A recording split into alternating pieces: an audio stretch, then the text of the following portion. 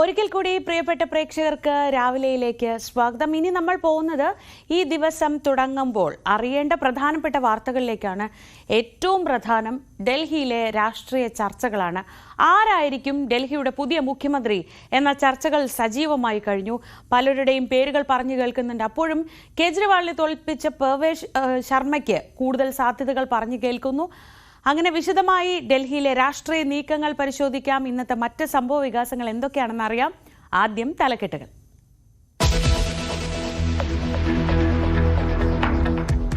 ആരാകും മുഖ്യമന്ത്രി എന്ന ചർച്ചകൾ ഡൽഹിയിൽ സജീവം.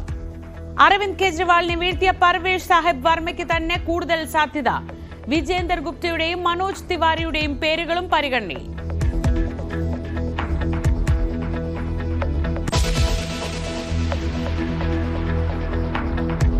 മുഖ്യമന്ത്രി സ്ഥാനം മുസ്ലിം ലീഗ് ആവശ്യപ്പെടില്ലെന്ന് PK ഫിറോസ് ന്യൂസ് 18നോട്. UDF-ൽ മുഖ്യമന്ത്രി പദത്തിന് അർഹത കോൺഗ്രസിന് തന്നെ. പരിചയസമ്പന്നരായിട്ടുള്ള കഴിവുള്ള ആളുകളൊക്കെ കോൺഗ്രസിനകത്തുണ്ട്. അതിനകത്ത് ലീഡ് ചെയ്യാൻ പറ്റാവുന്ന ഒന്നിലധികം ആളുകൾ കോൺഗ്രസിനകത്തുണ്ട്. അപ്പോൾ അതൊക്കെ കോൺഗ്രസ് തീരുമാനിക്കേണ്ട കാര്യമാണ്. CH മുഹമ്മദ് കോയ മുഖ്യമന്ത്രിയായത് പ്രത്യേക സാഹചര്യത്തിൽ. കുഞ്ഞാലിക്കുട്ടിയെ മുഖ്യമന്ത്രിയാക്കണമെന്ന പ്രചാരണത്തിൽ ഒരു വസ്തുതയും ഇല്ലെന്നും ഫിറോസ് ന്യൂസ് 18 Q18 അഭിമുഖത്തിൽ.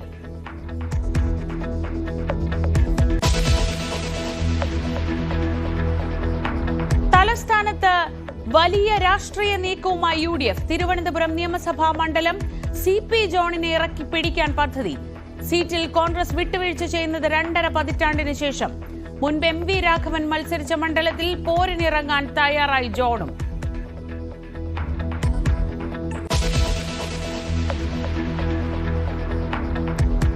ICUവിലെ പീഡനത്തിൽ കോഴിക്കോട് മെഡിക്കൽ കോളേജിൽ സംഭവിച്ചത് ഗുരുതര വീഴ്ച. പാളിച്ചകൾ എണ്ണി മനുഷ്യാവകാശ കമ്മീഷന്റെ റിപ്പോർട്ട്. യുവതിയെ പരിശോധിച്ചത് പരിചയസമ്പത്തില്ലാത്ത ഡോക്ടറെന്ന് കണ്ടെത്തൽ. തന്റെ വാദം ശരിയെന്ന് തെളിഞ്ഞതായി അതിജീവിത. നീതിക്കായി കാത്തിരിപ്പ് തുടരുന്നു. 2 വർഷമായി ഇത്രയും 2 വർഷം ഞാൻ ഇതിന്റെ പുറകെ നടന്നിട്ടും ഞാൻ പല സ്ഥലത്തുനിന്നും അപമാനിക്കപ്പെട്ടു എന്നല്ലാതെ ഇതിലൊരു നീതി എനിക്ക് ലഭിച്ചിട്ടില്ല.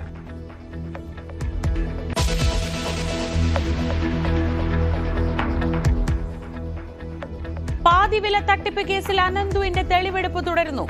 ഇന്ന് കൊച്ചിയിൽ ഓഫീസിലും ഫ്ളാറ്റിലും എത്തിക്കും. കസ്റ്റഡി കാലാവധി നാളെ തീരും മുൻപ് പരമാവധി തെളിവുകൾ സമാഹരിക്കാൻ അന്വേഷണ സംഘം. കേസുമായി ബന്ധപ്പെട്ട് പേരുയർന്ന നേതാക്കളുടെ മൊഴിയും എടുക്കും.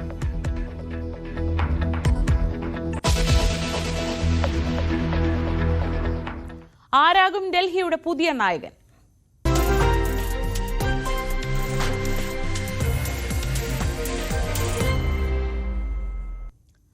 എന്തായാലും വലിയൊരു വിജയം നേടിയിരിക്കുകയാണ് ഡൽഹിയിൽ BJP. അപ്പോൾ അടുത്തത് അറിയേണ്ടത് ആരാകും മുഖ്യമന്ത്രി എന്നതാണ്. അത്തരം ചർച്ചകളൊക്കെ സജീവമായി കഴിഞ്ഞു. മുഖ്യമന്ത്രി ആരാകുമെന്ന ചർച്ചകളിലേക്ക് BJP കടന്നു കഴിഞ്ഞു. അരവിന്ദ് കെജ്രിവാളിനെ തോൽപ്പിച്ച പർവേഷ് വർമ്മ, പ്രതിപക്ഷ നേതാവ് വിജേന്ദർ ഗുപ്ത, മുൻ അധ്യക്ഷൻ മനോജ് തിവാരി തുടങ്ങിയ പേരുകൾ പലതും പരിഗണനയിലുണ്ട്. ER രാഗേഷ് വിവരങ്ങളുമായി. രാഗേഷ്, ഒരു സ്ഥാനാർത്ഥി, മുഖ്യമന്ത്രി സ്ഥാനാർത്ഥിയെ മുൻനിർത്തി അല്ല BJP മത്സരത്തിനിറങ്ങിയത്. അഭിമാന പോരാട്ടം ഏത് വിധേനയും ഡൽഹി പിടിക്കുക എന്നതായിരുന്നു. ആ ഘട്ടം കഴിഞ്ഞു. അടുത്തത് ഇനി ആരാകും മുഖ്യമന്ത്രി എന്നതാണ്. കേജ്രിവാൾ ഉണ്ടാക്കി വെച്ച ഒരു ഇമേജ് ഒക്കെ ഉണ്ട്. ഡൽഹിക്ക് ഏകനായകൻ എന്നൊരു ഇമേജ് ഒക്കെ ഉണ്ട്. അതിനൊപ്പം നിൽക്കുന്ന അല്ലെങ്കിൽ അതിനപ്പുറത്തേക്ക് കടക്കുന്ന ഒരാളെ കൊണ്ടുവരേണ്ടതുണ്ട്. ആരൊക്കെയാണ് BJPയുടെ പരിഗണനയിലുള്ളത്? എന്തൊക്കെയാണ് അവർക്ക് സാധ്യത കൽപ്പിക്കാനുള്ള കാരണങ്ങൾ? ശ്രീജ, ഏതായാലും 2015 ശേഷം മുഖ്യമന്ത്രി സ്ഥാനാർത്ഥിയെ പ്രഖ്യാപിച്ച് തെരഞ്ഞെടുപ്പിലേക്ക് പോയ പതിവ് ഡൽഹിയിൽ BJPക്കില്ല. കാരണം 2015 കിരൺ ബേദി അവരുടെ മുഖ്യമന്ത്രി സ്ഥാനാർത്ഥിയായിരുന്നു, പക്ഷേ ദയനീയമായി പരാജയപ്പെട്ടു. അതിനുശേഷമുള്ള 2 തെരഞ്ഞെടുപ്പുകളിലും മോദിയെ മുൻനിർത്തിക്കൊണ്ട് തന്നെയാണ് BJP തെരഞ്ഞെടുപ്പിലേക്ക് പോയത്. ഇത്തവണ വിജയിക്കുകയും ചെയ്തു. അപ്പോൾ മുഖ്യമന്ത്രി ആരാകുമെന്ന ചർച്ചകളും തുടങ്ങിയിട്ടുണ്ട്. ഇന്ന് ഏതായാലും സംസ്ഥാന നേതാക്കൾ ദേശീയ നേതൃത്വവുമായി ചർച്ച നടത്തും. ഈ തെരഞ്ഞെടുപ്പിലെ ഏറ്റവും വലിയ അട്ടിമറി അരവിന്ദ് കെജ്രിവാളിന്റെ തോൽവി തന്നെയാണ്. ന്യൂഡൽഹിയിൽ അദ്ദേഹം 4ാം അംഗത്തിൽ ഇറങ്ങുമ്പോൾ അദ്ദേഹം പരാജയപ്പെടുന്നു. അദ്ദേഹത്തെ പരാജയപ്പെടുത്തിയത് മുൻ MP കൂടിയായ വെസ്റ്റ് ഡൽഹി MP കൂടിയായ പർവേഷ് വർമ്മയാണ്. മുൻ മുഖ്യമന്ത്രി സാഹിബ് സിംഗ് വർമ്മയുടെ മകനാണ്. അപ്പോൾ പർവേഷ് വർമ്മയ്ക്ക് അതുകൊണ്ട് തന്നെ സാധ്യത കൂടുതലുണ്ട് എന്ന് തന്നെ ഈ ഘട്ടത്തിൽ പറയാം. കാരണം അരവിന്ദ് കെജ്രിവാൾ എന്ന് പറയുന്നത് എല്ലാ കാലത്തും BJPക്ക് ഒരു വെല്ലുവിളിയായിരുന്നു. അത് കേന്ദ്രത്തിൽ മോദി അടക്കം വെല്ലുവിളിച്ചുകൊണ്ടുള്ള ഒരു പ്രചാരണ ശൈലി അരവിന്ദ് കെജ്രിവാളിനുണ്ടായിരുന്നു. അപ്പോൾ കെജ്രിവാളിനെ തളയ്ക്കാനായത് പർവേഷ് വർമ്മയുടെ ഒരു അംഗീകാരമായി തന്നെ കണക്കാക്കാം. അങ്ങനെയെങ്കിൽ പർവേഷ് വർമ്മയെ മുഖ്യമന്ത്രി സ്ഥാനത്തേക്ക് പരിഗണിച്ചേക്കാം. മാത്രവുമല്ല, ജാട്ട് വിഭാഗത്തിൽ നിന്നുള്ള നേതാവാണ് പർവേഷ് വർമ്മ. ജാട്ട് വിഭാഗം 10% താഴെയാണ് ഡൽഹിയിലെങ്കിൽ പോലും സമീപ പ്രദേശമായ യുപിയിലും ഒപ്പം തന്നെ ഹരിയാനയിലുമൊക്കെ ജാട്ടുകൾ നിർണായക സ്വാധീനമുണ്ട്. ഹരിയാനയിൽ BJP പയറ്റുന്ന രാഷ്ട്രീയം ജാട്ടിതര വോട്ടുകളെ ഏകോപിപ്പിച്ചുകൊണ്ടുള്ള ഒരു തന്ത്രമാണ്. പക്ഷേ ജാട്ടുകളെ കൂടെ നിർത്താനുള്ള നീക്കത്തിലേക്ക് BJP എത്തുകയാണെങ്കിൽ പർവേഷ് വർമ്മയ്ക്ക് ആ സാധ്യത കൂടി പർവേഷ് വർമ്മയ്ക്ക് തുറന്നിടുന്നുണ്ട്. രണ്ടാമത്തെ പേര് വിജേന്ദ്ര ഗുപ്തയാണ്. കഴിഞ്ഞ കാലങ്ങളിലൊക്കെ തന്നെ 2015-ലായാലും 2020-ലായാലും BJP വലിയ പരാജയം ഏറ്റുവാങ്ങിയിരുന്നു ഡൽഹിയിൽ. ആദ്യം 3 സീറ്റ് 2015-ൽ, 2020-ൽ അത് 8 ഉയർത്തി. അപ്പോൾ പോലും ഈ മോശം പ്രകടനത്തിലും വിജയിച്ചു വന്ന നേതാവാണ് മുൻ സംസ്ഥാന അധ്യക്ഷൻ കൂടിയായ വിജേന്ദ്ര ഗുപ്ത. കഴിഞ്ഞ നിയമസഭയിൽ അദ്ദേഹം പ്രതിപക്ഷ നേതാവായിരുന്നു. അപ്പോൾ വിജേന്ദ്ര ഗുപ്തയ്ക്കും സാധ്യതയുണ്ട്. ഈ പരിഗണനാ പട്ടികയിൽ വിജേന്ദ്ര ഗുപ്തയുടെ പേരുമുണ്ട്. മാത്രമല്ല, ഡൽഹിയിൽ BJPയുടെ ഒരു പരമ്പരാഗത വോട്ട് ബാങ്കാണ് ബനിയ കമ്മ്യൂണിറ്റി. അവരുടെ വിഭാഗത്തിൽ നിന്ന് വരുന്ന നേതാവുണ്ട്. അതായത് ഈ കച്ചവടം ചെയ്ത് ജീവിക്കുന്ന വാണിജ്യ മേഖലയിലൊക്കെ ഉള്ള പ്രധാനമായി ജീവിതമാർഗമാകുന്ന ആളുകൾ. അപ്പോൾ 20% ഉണ്ട് അവരുടെ ജനസംഖ്യ. അപ്പോൾ പരമ്പരാഗത വോട്ട് ബാങ്ക് കൂടിയാണ് BJPയുടേത്. അങ്ങനെ നോക്കുമ്പോൾ വിജേന്ദ്ര ഗുപ്തയ്ക്കും സാധ്യത തള്ളിക്കളയാൻ കഴിയില്ല. ഇത് കൂടാതെയുള്ള പേരുകൾ, ഒന്ന് മനോജ് തിവാരിയാണ്. ഈ സമീപകാലത്ത് വരെ അദ്ദേഹം സംസ്ഥാന അധ്യക്ഷനായിരുന്നു. നോർത്ത് ഈസ്റ്റ് ഡൽഹിയിൽ നിന്നുള്ള MP ആണ്. ഭോജ്പുരി നടനാണ്. പൂർവാഞ്ചലികൾ ഈ തെരഞ്ഞെടുപ്പിൽ BJPയുടെ വിജയത്തിൽ നിർണായകമായത് പൂർവാഞ്ചൽ മേഖലയിലെ വോട്ടുകളാണ്. അവിടുത്തെ ഭൂരിപക്ഷം സീറ്റുകളിലും BJP വിജയിച്ചു. പ്രത്യേകിച്ച് ബീഹാറിൽ നിന്നും കിഴക്കൻ UPയിൽ നിന്നുള്ള ആളുകൾ കുടിയേറിയുള്ള ആ ഒരു മേഖലയാണ് പൂർവാഞ്ചൽ മേഖല. അപ്പോൾ ആ വിഭാഗത്തിനെ ഒപ്പം നിർത്താൻ BJP ശ്രമിച്ചാൽ മനോജ് തിവാരിക്ക് നറുക്ക് വീഴും. ഇത് കൂടാതെ ബീഹാർ തെരഞ്ഞെടുപ്പ് ഈ വർഷം അവസാനം നടക്കാനിരിക്കുന്ന ആ കാര്യങ്ങളൊക്കെ പരിഗണിച്ചാൽ മനോജ് തിവാരിയെയും തള്ളിക്കളയാൻ കഴിയില്ല. പഞ്ചാബി വോട്ടുകൾ ഇത്തവണ BJPക്ക് വിജയത്തിൽ വലിയ സ്വാധീനമായിട്ടുണ്ട്. അപ്പോൾ പഞ്ചാബികളെ സിഖ് വിഭാഗത്തെ ഒപ്പം നിർത്താൻ ശ്രമിച്ചാൽ രജൌരി ഗാർഡനിൽ നിന്ന് വിജയിച്ച മഞ്ജീന്ദർ സിംഗ് സിർസയുടെ പേര് അങ്ങനെ പരിഗണനയിലുണ്ട്. ഇതിനെല്ലാം പുറമെ സംസ്ഥാന അധ്യക്ഷൻ വീരേന്ദ്ര സച്ദേവ, അദ്ദേഹത്തിൻ്റെ നേതൃ മികവിലാണ് BJP അവിടെ ഭരണം പിടിക്കുന്നത്. അദ്ദേഹത്തിൻ്റെ പേരും ഇപ്പോൾ ഏതായാലും ചർച്ചകളിൽ ഉയർന്നു കേൾക്കുന്നുണ്ട്. ഏതായാലും അന്തിമ തീരുമാനം ദേശീയ നേതൃത്വം തന്നെയായിരിക്കും കൈക്കൊള്ളുക. പക്ഷേ അപ്പോൾ പോലും പർവേഷ് വർമ്മയ്ക്ക് ഈ ഘട്ടത്തിൽ ഒരു മുൻതൂക്കമുണ്ടെന്ന കാര്യത്തിൽ സംശയമില്ല. ഇന്നലെ അദ്ദേഹം വിജയത്തിന് ശേഷം ആദ്യം കണ്ടത് കേന്ദ്ര ആഭ്യന്തരമന്ത്രി അമിത്ഷായുമാണ്. ശ്രീജ, ശരി, എന്തായാലും വലിയ ചർച്ചകൾ നടക്കുകയാണ്. ഡൽഹിയിൽ ആരാകും ഡൽഹി മുഖ്യമന്ത്രി എന്നറിയാൻ BJPയുടെ ആ ചർച്ചകൾ കഴിയേണ്ടതുണ്ട്. ഒരു മുഖ്യമന്ത്രി സ്ഥാനാർത്ഥിയെ മുൻനിർത്തി അല്ല BJP ഇറങ്ങിയതുകൊണ്ട് തന്നെ ഇത്തരം പല സാധ്യതകളും പല ഘടകങ്ങളും പരിഗണിച്ചായിരിക്കും ആരാകും ഡൽഹിയുടെ പുതിയ മുഖ്യമന്ത്രി എന്ന കാര്യത്തിൽ ഒരു തീരുമാനമുണ്ടാവുക. ഹരിയാനയ്ക്കും മഹാരാഷ്ട്രയ്ക്കും പിന്നാലെ ഡൽഹിയിൽ വൻ വിജയം നേടിയതിലൂടെ വീണ്ടും മോദി പ്രഭാവം സജീവമാവുകയാണ്. വിജയത്തിന് പിന്നാലെ BJP ആസ്ഥാനത്തെത്തിയ നരേന്ദ്രമോദിക്ക് വൻ വരവേൽപ്പാണ് ലഭിച്ചത്. കേജ്രിവാളിനെയും തകർത്തെറിഞ്ഞതിന്റെ ആത്മവിശ്വാസവും ഒപ്പം കേജ്രിവാളിനോടുള്ള പരിഹാസവും നിറഞ്ഞതായിരുന്നു ഇന്നലത്തെ മോദിയുടെ വാക്കുകൾ. 27 വർഷത്തിനു ശേഷമുള്ള ഡൽഹിയിലെ ജയം. 2 തവണ പ്രധാനമന്ത്രി പദത്തിലിരിക്കെ കെജ്രിവാളിന് മുന്നിൽ ഡൽഹിയിൽ അടിയറവ് പറയേണ്ടി വന്ന മോദിക്ക് വ്യക്തിപരമായും ഏറെ പ്രധാനപ്പെട്ടതാണ് ഡൽഹിയിലെ വിജയം. വിജയാഘോഷത്തിന് പാർട്ടി ആസ്ഥാനത്തെത്തിയ മോദിക്ക് ലഭിച്ചത് വൻ വരവേൽപ്പ്. നീണ്ടുനിന്ന മോദി വിളികളാൽ മുഖരിതമായിരുന്നു പാർട്ടി ആസ്ഥാനം.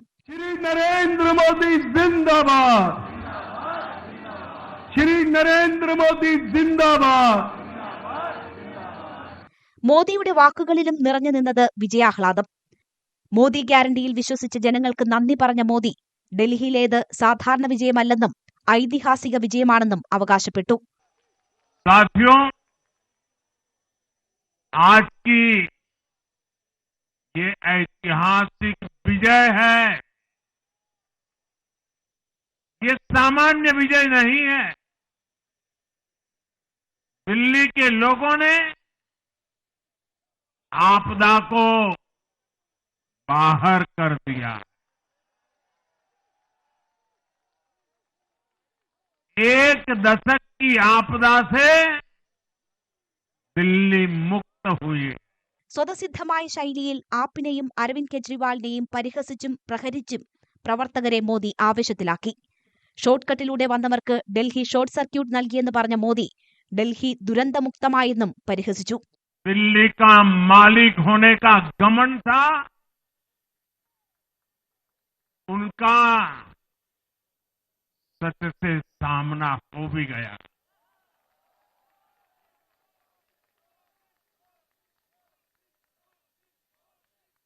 दिल्ली के जनादेश से ये भी स्पष्ट है कि राजनीति में शॉर्टकट के लिए,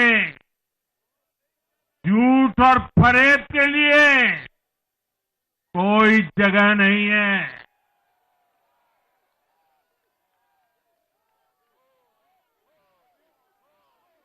जनता ने शॉर्टकट वाली राजनीति का शॉर्ट सर्किट कर दिया।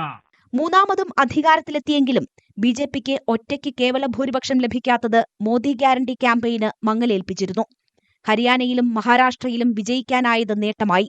27 വർഷത്തിനുശേഷം 2/3 ഭൂരിപക്ഷത്തോടെ രാജ്യതലസ്ഥാനത്ത് ഭരണം തിരിച്ചുപിടിക്കാനായതും കെജ്രിവാളിനെ ഡൽഹിയിൽ തറപറ്റിച്ചതും മോദി ഗ്യാരണ്ടി ക്യാമ്പയിന് കൂടുതൽ കരുത്തുപകരും. News desk, news 18. പാതിവില തട്ടിപ്പ് കേസിലെ പ്രതി അനന്തകൃഷ്ണനെ ഇന്ന് കൊച്ചിയിൽ എത്തിച്ച് തെളിവെടുക്കും. കൊച്ചിയിലെ ഓഫീസിലും ഫ്ളാറ്റിലുമൊക്കെ എത്തിച്ചായിരിക്കും ഇന്നത്തെ തെളിവെടുപ്പ്. കസ്റ്റഡി കാലാവധി നാളെ അവസാനിക്കുന്ന സാഹചര്യത്തിൽ പരമാവധി തെളിവുകൾ ശേഖരിക്കുക എന്നതാണ് അന്വേഷണ സംഘത്തിന്റെ തീരുമാനം. ഡാനി പോൾ വിവരങ്ങളുമായി. Dani, good morning. ഈ നാളെ ഇപ്പോൾ കസ്റ്റഡി കാലാവധി അവസാനിക്കുകയാണ്. അതിനു മുൻപ് ഇതിന്റെ ഒരു എല്ലാ തട്ടിപ്പും ഈ സംസ്ഥാനത്തുടനീളം പല ഭാഗങ്ങളായി നടന്ന തട്ടിപ്പിന്റെ ഒക്കെ എന്തായാലും കിങ് പിൻ എന്ന് പറയുന്നത് അനന്തുവാണ്. അനന്തു തന്നെയാണ് തെളിവുകൾ തരേണ്ടത്, എവിടെയൊക്കെ, എത്രയൊക്കെ, എങ്ങനെയൊക്കെ എന്നുള്ളത്. അത് നാളത്തേക്ക് പൂർത്തീകരിക്കാനാവുമെന്ന് അന്വേഷണ സംഘം പ്രതീക്ഷിക്കുന്നുണ്ടോ?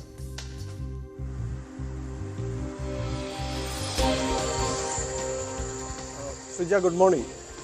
ഈ പാതിവില തട്ടിപ്പ് കേസിൽ ഇപ്പോൾ അന്വേഷണ ഉദ്യോഗസ്ഥരെ സംബന്ധിച്ചിടത്തോളം ഒരു പ്രതിസന്ധി എന്ന് പറയുന്നത് ഈ അനന്തകൃഷ്ണനെ എവിടെയെല്ലാം കൊണ്ടുപോകാൻ കഴിയും തെളിവെടുപ്പിനെന്നാണ്. കാരണം സംസ്ഥാനത്തെമ്പാടുമായിട്ട് വലിയ രീതിയിലുള്ളൊരു പരാതികളെല്ലാം പല ഭാഗങ്ങളിൽ തന്നെ ഉയർന്നു വരുന്നു എന്നുള്ളതാണ്. കാരണം ഇതിൽ നിശ്ചയിച്ച സമയത്തിൽ തെളിവെടുപ്പ്, പരമാവധി തെളിവെടുപ്പുകൾ പൂർത്തിയാക്കുക എന്നത് മാത്രമാണ്. ഇതിൽ എങ്ങനെയൊക്കെ, ആർക്കൊക്കെ എന്നുള്ളതിൽ ഏറ്റവും വലിയ ഗുരുതരമായ ചോദ്യം ആർക്കൊക്കെ പണം നൽകി, ഇതിൻ്റെ ഒരു തുക നൽകി എന്നത് സംബന്ധിയായ കാര്യങ്ങളിൽ തന്നെയാണ്. കാരണം കഴിഞ്ഞ ദിവസങ്ങളിൽ തന്നെ അനന്തകൃഷ്ണൻ പല പേരുകളും വെളിപ്പെടുത്തുമ്പോൾ അതിൻ്റെ ഉണ്ടാക്കുന്ന പ്രകമ്പനങ്ങൾ ചെറുതല്ല, വലിയ രീതിയിൽ തന്നെ അത് ചർച്ചയാവുന്നുണ്ട്.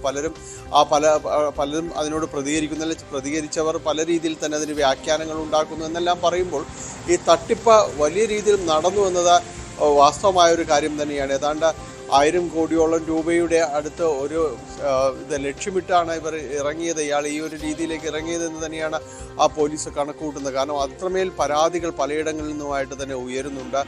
പല രീതിയിലേക്ക് ആളുകൾക്ക് പണം വീതിച്ചു നൽകി എന്നുള്ളൊരു ആക്ഷേപവും എല്ലാം തന്നെ നിലനിൽക്കുകയും ചെയ്യുന്നു. എന്തായാലും പോലീസ് അതിൻ്റെ പിറകെ തന്നെയാണ്. ക്രൈംബ്രാഞ്ചിന് അന്വേഷണം കൈമാറുന്നുണ്ട്. അതിൻ്റെ ഉത്തരവ് വരും ദിവസങ്ങളിൽ തന്നെ പുറത്തിറങ്ങും. അതിനു മുൻപ് പോലീസിൻ്റെ കയ്യിലുള്ള ഇപ്പോഴുള്ള തെളിവുകൾ കൂടുതൽ സമാഹരിക്കാൻ തന്നെയാണ്, അതിൻ്റെ ഒരു വസ്തുതകളിലേക്ക് പോകാനാണ് പോലീസ് ശ്രമിക്കുന്നത്. ഈ അനന്തകൃഷ്ണൻ എതിരെ തന്നെ എറണാകുളം ജില്ലയിലേക്ക് വരികയാണെങ്കിൽ തന്നെ ഇവിടെ പല മേഖലകളിലും പരാതിയുണ്ട്. കഴിഞ്ഞ ദിവസങ്ങളിൽ പറവൂരിൽ മാത്രമായിട്ട് ഏതാണ്ട് 500-ലധികം പരാതികൾ വന്നിട്ടുണ്ട്. അതിൽ 4 കേസുകൾ രജിസ്റ്റർ ചെയ്തിട്ടുണ്ട്. അങ്ങനെ ഓരോ ദിവസവും പരാതികളിലേക്ക് വരികയാണ്. ആലുവയിലേക്ക് വരുമ്പോൾ അവിടെയും പരാതികൾ വന്നിരിക്കുന്നു. അവിടെ ജനസേവാ സമിതി ട്രസ്റ്റ് ഭാരവാഹികൾക്കെതിരെയും ആ കേസ് എടുത്തിട്ടുണ്ട്. കാരണം അവരെ ഉപയോഗിച്ചുകൊണ്ട് അവർ തിരിച്ച് അനന്തകൃഷ്ണനെതിരെയും പരാതി നൽകിയിട്ടുണ്ട്. കാരണം അവരെ ഉപയോഗിച്ചുകൊണ്ട് ഈ രീതിയിൽ തട്ടിപ്പിനെ അവരെ മറയാക്കുന്നു എന്ന രീതിയിൽ അവരുടെ ഒരു പരാതിയും നൽകിയിട്ടുണ്ട്. അങ്ങനെ വിവിധ കോണുകളിൽ ഇയാൾക്കെതിരെയുള്ള ഒരു പരാതികളുടെ ഒരു പ്രളയം തന്നെയാണ് പലയിടത്തു നിന്ന് വരുന്നത്. ഒപ്പം ഈ പദ്ധതിയുടെ ഗുണഭോക്താക്കളാകാൻ നിന്നിരുന്നത് സാധാരണക്കാരായ സ്ത്രീകളെല്ലാമാണ്. കാരണം ഇത് സ്ത്രീകളുടെ ഒരു ഉന്നമനം ലക്ഷ്യമിട്ട്, ശാക്തീകരണം ലക്ഷ്യമിട്ട് എന്നുള്ള രീതിയിൽ പല ഓമന പേരുകളിലുമാണ് ഇത്തരം ഈ പദ്ധതികൾ അവതരിപ്പിക്കുകയും ചെയ്തത്. 2 വീലറിന് പുറമെ പിന്നീട് അത് ലാപ്ടോപ്പിലേക്ക് മാറുന്നു, തയ്യൽ മെഷീനിലേക്ക് മാറുന്നു. അങ്ങനെ ഇതിൻ്റെ ഒരു വിസ്തൃതമാവുകയായിരുന്നു ഈ തട്ടിപ്പിൻ്റെ ഒരു മേഖല എന്ന് പറയുന്നത്. അപ്പോൾ വലിയ രീതിയിൽ പണം സമാഹരിക്കാൻ തന്നെ ലക്ഷ്യമിടുന്നു. അതിൽ പലയിടത്തും ഇയാളുടെ പദ്ധതികളെല്ലാം തന്നെ പാളുന്നൊരവസ്ഥയിലേക്ക് അടക്കം കാര്യങ്ങൾ കയ്യിലൊതുങ്ങാത്ത രീതിയിലേക്കെല്ലാം തന്നെ പോയിരിക്കുന്നു.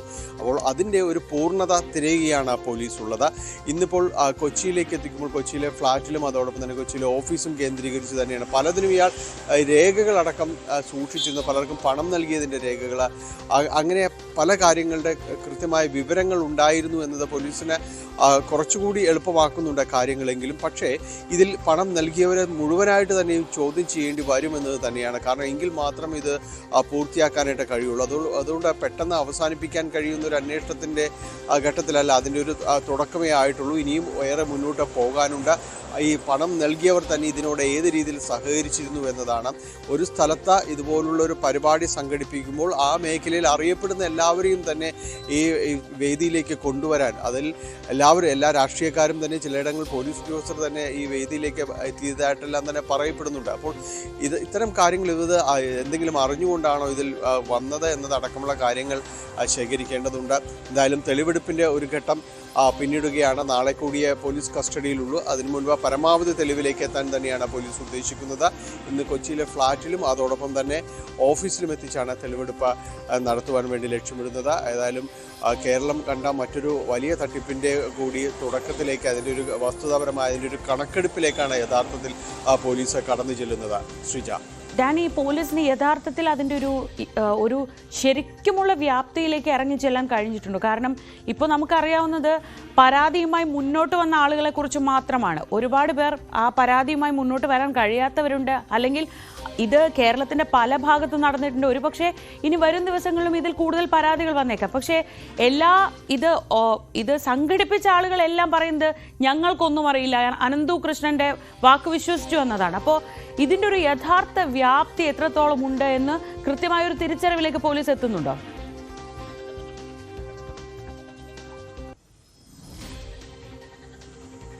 ശ്രീജ, അത് കൃത്യമാണ് ആ ചോദ്യം. കാരണം അതിലേക്ക് എത്താനായിട്ട് ഇപ്പോഴും പോലീസിന് കഴിയുന്നുണ്ടോ എന്ന കാര്യത്തിൽ സംശയം ബാക്കി നിൽക്കുന്നുണ്ട്. ഓരോ ദിവസവും ഓരോ മേഖലകൾ കേന്ദ്രീകരിച്ചാണ്. ഒരു ജില്ല എന്ന് പറയുമ്പോൾ ഒരു ജില്ലയിൽ നിന്ന് വന്ന പരാതികൾ എന്ന് പറയാൻ പറ്റും. ഇപ്പോൾ എറണാകുളത്തേക്ക് വരികയാണെങ്കിൽ ഇവിടെ പറവൂരിൽ നിന്ന്, തൊടുപുഴയിൽ നിന്ന്, മൂവാറ്റുപുഴയിൽ നിന്ന്, ഏലൂർ മേഖലയിൽ നിന്ന്, ഇവിടെ നിങ്ങളെല്ലാം എല്ലായിടത്തു നിന്ന്, ആലുവയിൽ നിന്ന്, അങ്ങനെ ഒരു ജില്ലയുടെ പല കോണുകളിലും പരമാവധി പേരിലേക്ക് ഈ കാര്യങ്ങൾ എത്തിയിട്ടുണ്ട്. പലരും തന്നെ ആദ്യഘട്ടത്തിൽ ഇത് നല്ല രീതിയിൽ ടൂ വീലർ കാര്യങ്ങൾ, ഇരുചക്ര വാഹനങ്ങൾ, പാതിവിലേക്ക് പലയിടത്തും നൽകിയതായിട്ട് പറയുന്നുണ്ട്. അപ്പോൾ അങ്ങനെ കൂടുതൽ പേരിലേക്ക് വിശ്വാസ്യത എത്തിയിട്ടുണ്ട്, പലയിടങ്ങളിലേക്ക് പോയിട്ടുണ്ട്.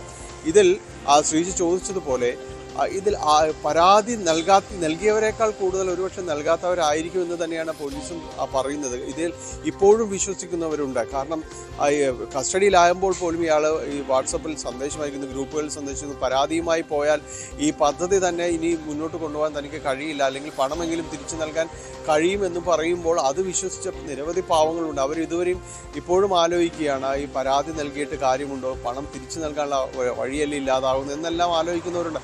പല മേഖലകളിലുമുള്ളവരുണ്ട്. അപ്പോൾ ഇതിൻ്റെ ഒരു പൂർണ്ണതയിലേക്ക് വരിക എന്ന് പറയുമ്പോൾ ഈ തുടക്കത്തിൽ അതിൻ്റെ ഒരു കണക്കെടുപ്പ് എത്രത്തോളം സാധ്യമാണ് എന്നത് സംശയമാണ്. കാരണം കുറച്ചുകൂടി ചെന്നാൽ മാത്രമേ കൂടുതൽ പേര് ഈ പരാതികളിലേക്ക് അടക്കം വരാൻ കഴിയും. നമുക്കറിയാം കണ്ണൂരിൽ നടക്കും ഒട്ടനവധി പരാതികൾ വന്നിട്ടുണ്ട്. അങ്ങനെ ഈ സംസ്ഥാനത്തിൻ്റെ വിവിധ ഭാഗങ്ങളിൽ ഇതുപോലുള്ള ഈ തട്ടിപ്പാണെന്ന് ബോധ്യപ്പെടാൻ ഇനിയും കാത്തിരിക്കുന്നവർ ഒരുപാട് പേരുണ്ട്. അവരെല്ലാം കൂടി പരാതികളിലേക്ക് വന്നാൽ നിലവിലുള്ള പരാതികളുടെ ഇരട്ടിയിലേക്കധികം പോകുമെന്ന കാര്യത്തിൽ സംശയമില്ല. എങ്കിൽ മാത്രമേ തട്ടിപ്പിൻ്റെ ഒരു വ്യാപ്തി എത്രത്തോളം വലുതാണ്. ഈ സാമ്പത്തിക തട്ടിപ്പ് ഒരുപക്ഷെ കേരളം കണ്ട ഏറ്റവും വലിയ തട്ടിപ്പിലേക്കെല്ലാം തന്നെ ഇതെത്തുന്നു എന്ന് നമുക്ക് പറയണമെങ്കിൽ കുറച്ചുകൂടി കാത്തിരുന്നാൽ അതിൻ്റെ ഒരു പൂർണ്ണതയിലേക്കെല്ലാം തന്നെ എത്താനായിട്ട് സാധിക്കും. ഒരുപക്ഷെ ക്രൈംബ്രാഞ്ച് അന്വേഷണത്തിലേക്ക് കൂടി വരുമ്പോൾ അത് കുറച്ചുകൂടി ഇതിൻ്റെ ഒരു വിസ്തൃതമായ മുഴുവൻ മേഖലകളെയും അടയാളപ്പെടുത്തിക്കൊണ്ട് അന്വേഷണം പോകുമെന്ന് തന്നെയാണ് മനസ്സിലാക്കാൻ സാധിക്കുന്നത്. എന്തായാലും ഇപ്പോൾ കണ്ടതല്ല ഇനി വരാനുള്ളത് എന്നത് തന്നെയാണ്. ആ ഒരു കണക്കുകളേക്കാൾ ഇരട്ടിയിലേക്ക് ഈ കണക്കുകൾ വരുന്ന ദിവസങ്ങളിൽ അന്വേഷണത്തിൽ നമുക്ക് വെളിവാകുമെന്ന് തന്നെയാണ് ബോധ്യമാകുന്നത്. അതിൻ്റെ ഒരു തുടക്കത്തിലേ എത്തിയിട്ടുള്ളൂ. ഇനിയും പരാതികൾ വരാനുണ്ട്, ഈ കണക്കുകൾ ഇനിയും വർദ്ധിക്കാനുണ്ട്, ആർക്കൊക്കെ വിഹിതം നൽകിയിട്ടുണ്ട് എന്നതടക്കമുള്ള കാര്യങ്ങൾ കൂടി പുറത്തു വരുമ്പോൾ മാത്രമാണ് അതിൻ്റെ ഒരു കൃത്യമായ ഔദ്യോഗികമായ അത്തരം വിവരങ്ങൾ കൂടി പോലീസ് പുറത്ത് വിടുമ്പോൾ മാത്രമാണ് ആരൊക്കെ ഇതിൻ്റെ ഒരു ഗുണഭോക്താക്കളായിരുന്നു, യഥാർത്ഥത്തിൽ ഈ സ്കൂട്ടർ വാങ്ങിയതല്ല, അല്ലാതെ ഈ പണത്തിൻ്റെ വിഹിതം പറ്റിയത് ആർക്കൊക്കെ, എങ്ങനെയൊക്കെയാണ്, എന്തിനൊക്കെ നൽകി, ഈ മാസപ്പടി ലിസ്റ്റ് ആയിരുന്നു എന്നതടക്കമുള്ള കാര്യങ്ങളിലടക്കം ഇനിയും പോലീസ് കാര്യങ്ങൾ വ്യക്തമാക്കാനുമുണ്ട്. ഡാനി പോളാണ് വിവരങ്ങൾ നൽകിയത് കൊച്ചിയിൽ നിന്ന്. പാതിവില CSR തട്ടിപ്പിൽ മുദ്ര ചാരിറ്റബിൾ സൊസൈറ്റിക്കും തനിക്കുമെതിരെ ഉയർന്ന ആരോപണങ്ങളെല്ലാം രാഷ്ട്രീയ പ്രേരിതമാണെന്ന് പെരിന്തൽമണ്ണ MLA നജീബ് കാന്തപുരത്തിന്റെ പ്രതികരണം. മന്ത്രി വി ശിവൻകുട്ടിയുടെ വാക്കുകൾ വിശ്വസിച്ചാണ് ഇവരുമായി സഹകരിച്ചത്. ആളുകളെ പണം തിരിച്ചു കിട്ടാൻ നിയമപരമായി സഹായിക്കുമെന്നും അല്ലെങ്കിൽ ഏത് വിധേനയും അതെല്ലാം തിരിച്ചു കൊടുക്കുമെന്നും നജീബ് കാന്തപുരം പറഞ്ഞു. എന്നെ ഈ പരിപാടിക്ക് വിളിച്ചപ്പോൾ ഞാൻ തീർച്ചയായിട്ടും എനിക്ക് നമ്മുടെ അനന്തുവിനെ നല്ലവണ്ണം ബന്ധമുള്ള കക്ഷിയാണ്. പഞ്ചായത്ത് പ്രസിഡന്റ് ശ്രീകുമാറിനെ നല്ല ബന്ധമുള്ള വ്യക്തിയാണ്. പക്ഷേ ഞാൻ വന്നത് പിന്നെ പുതിയൊരു പ്രസ്ഥാനമാണ്. നമുക്ക് ഈ കാലഘട്ടത്തിൽ ഒന്നും വിശ്വസിക്കാൻ പറ്റില്ല. സന്നദ്ധ സംഘടന എന്ന് പറഞ്ഞ് വിശ്വസിക്കാൻ പറ്റില്ല. പക്ഷേ എനിക്ക് ഒരു ഉറപ്പ് വന്നത് CN രാമചന്ദ്രൻ നായർ സാറും അതുപോലെ തന്നെ ആനന്ദകുമാർ സാറും ഇതിന്റെ തലപ്പത്തുണ്ട് എന്നുള്ളത് കൊണ്ട് തന്നെ എനിക്ക് അതിലൊരു ബുദ്ധിമുട്ടും ഉണ്ടായില്ല. 2023 ഓഗസ്റ്റ് 17 നാഷണൽ NGO കോൺഫെഡറേഷന്റെ ഉദ്ഘാടനം നടത്തി മന്ത്രി ശിവൻകുട്ടി പറഞ്ഞ ഈ വാക്കുകളാണ് ഇവരെ വിശ്വസിക്കാൻ കാരണമായതെന്ന് നജീബ് കാന്തപുരം പറഞ്ഞു. ഒറ്റപ്പാലം MLA പ്രേംകുമാറും U പ്രതിഭയും വീണ ജോർജുമെല്ലാം ചെയ്തതുപോലെ മണ്ഡലത്തിലെ ജനങ്ങൾക്ക് ഉപകാരം മാത്രമേ താനും ഉദ്ദേശിച്ചിട്ടുള്ളൂ. പെരിന്തൽമണ്ണയിലെ മുദ്ര ചാരിറ്റബിൾ സൊസൈറ്റി എല്ലാ നിയമങ്ങളും അനുശാസിച്ച് എല്ലാ മാനദണ്ഡങ്ങളും പാലിച്ച് പ്രവർത്തിക്കുന്ന അംഗീകാരമുള്ള ഒരു NGO ആണെന്നും കോർപ്പറേറ്റുകളുടെ ഫണ്ട് മാത്രമാണ് സഹായമായി സ്വീകരിച്ചിട്ടുള്ളതെന്നും അദ്ദേഹം പറഞ്ഞു. ജനങ്ങളിൽ നിന്ന് പണം തട്ടിയെടുക്കാനാണെങ്കിൽ രസീത് നൽകേണ്ട കാര്യമില്ലല്ലോ എന്നും MLA. അല്ല, അനുമോദം ഒരൊറ്റ കാര്യം അദ്ദേഹം ചെയ്യട്ടെ. ഇതൊക്കെ ഇങ്ങനെ ആകാശത്തേക്കായിരിക്കും വെടിവെക്കാം.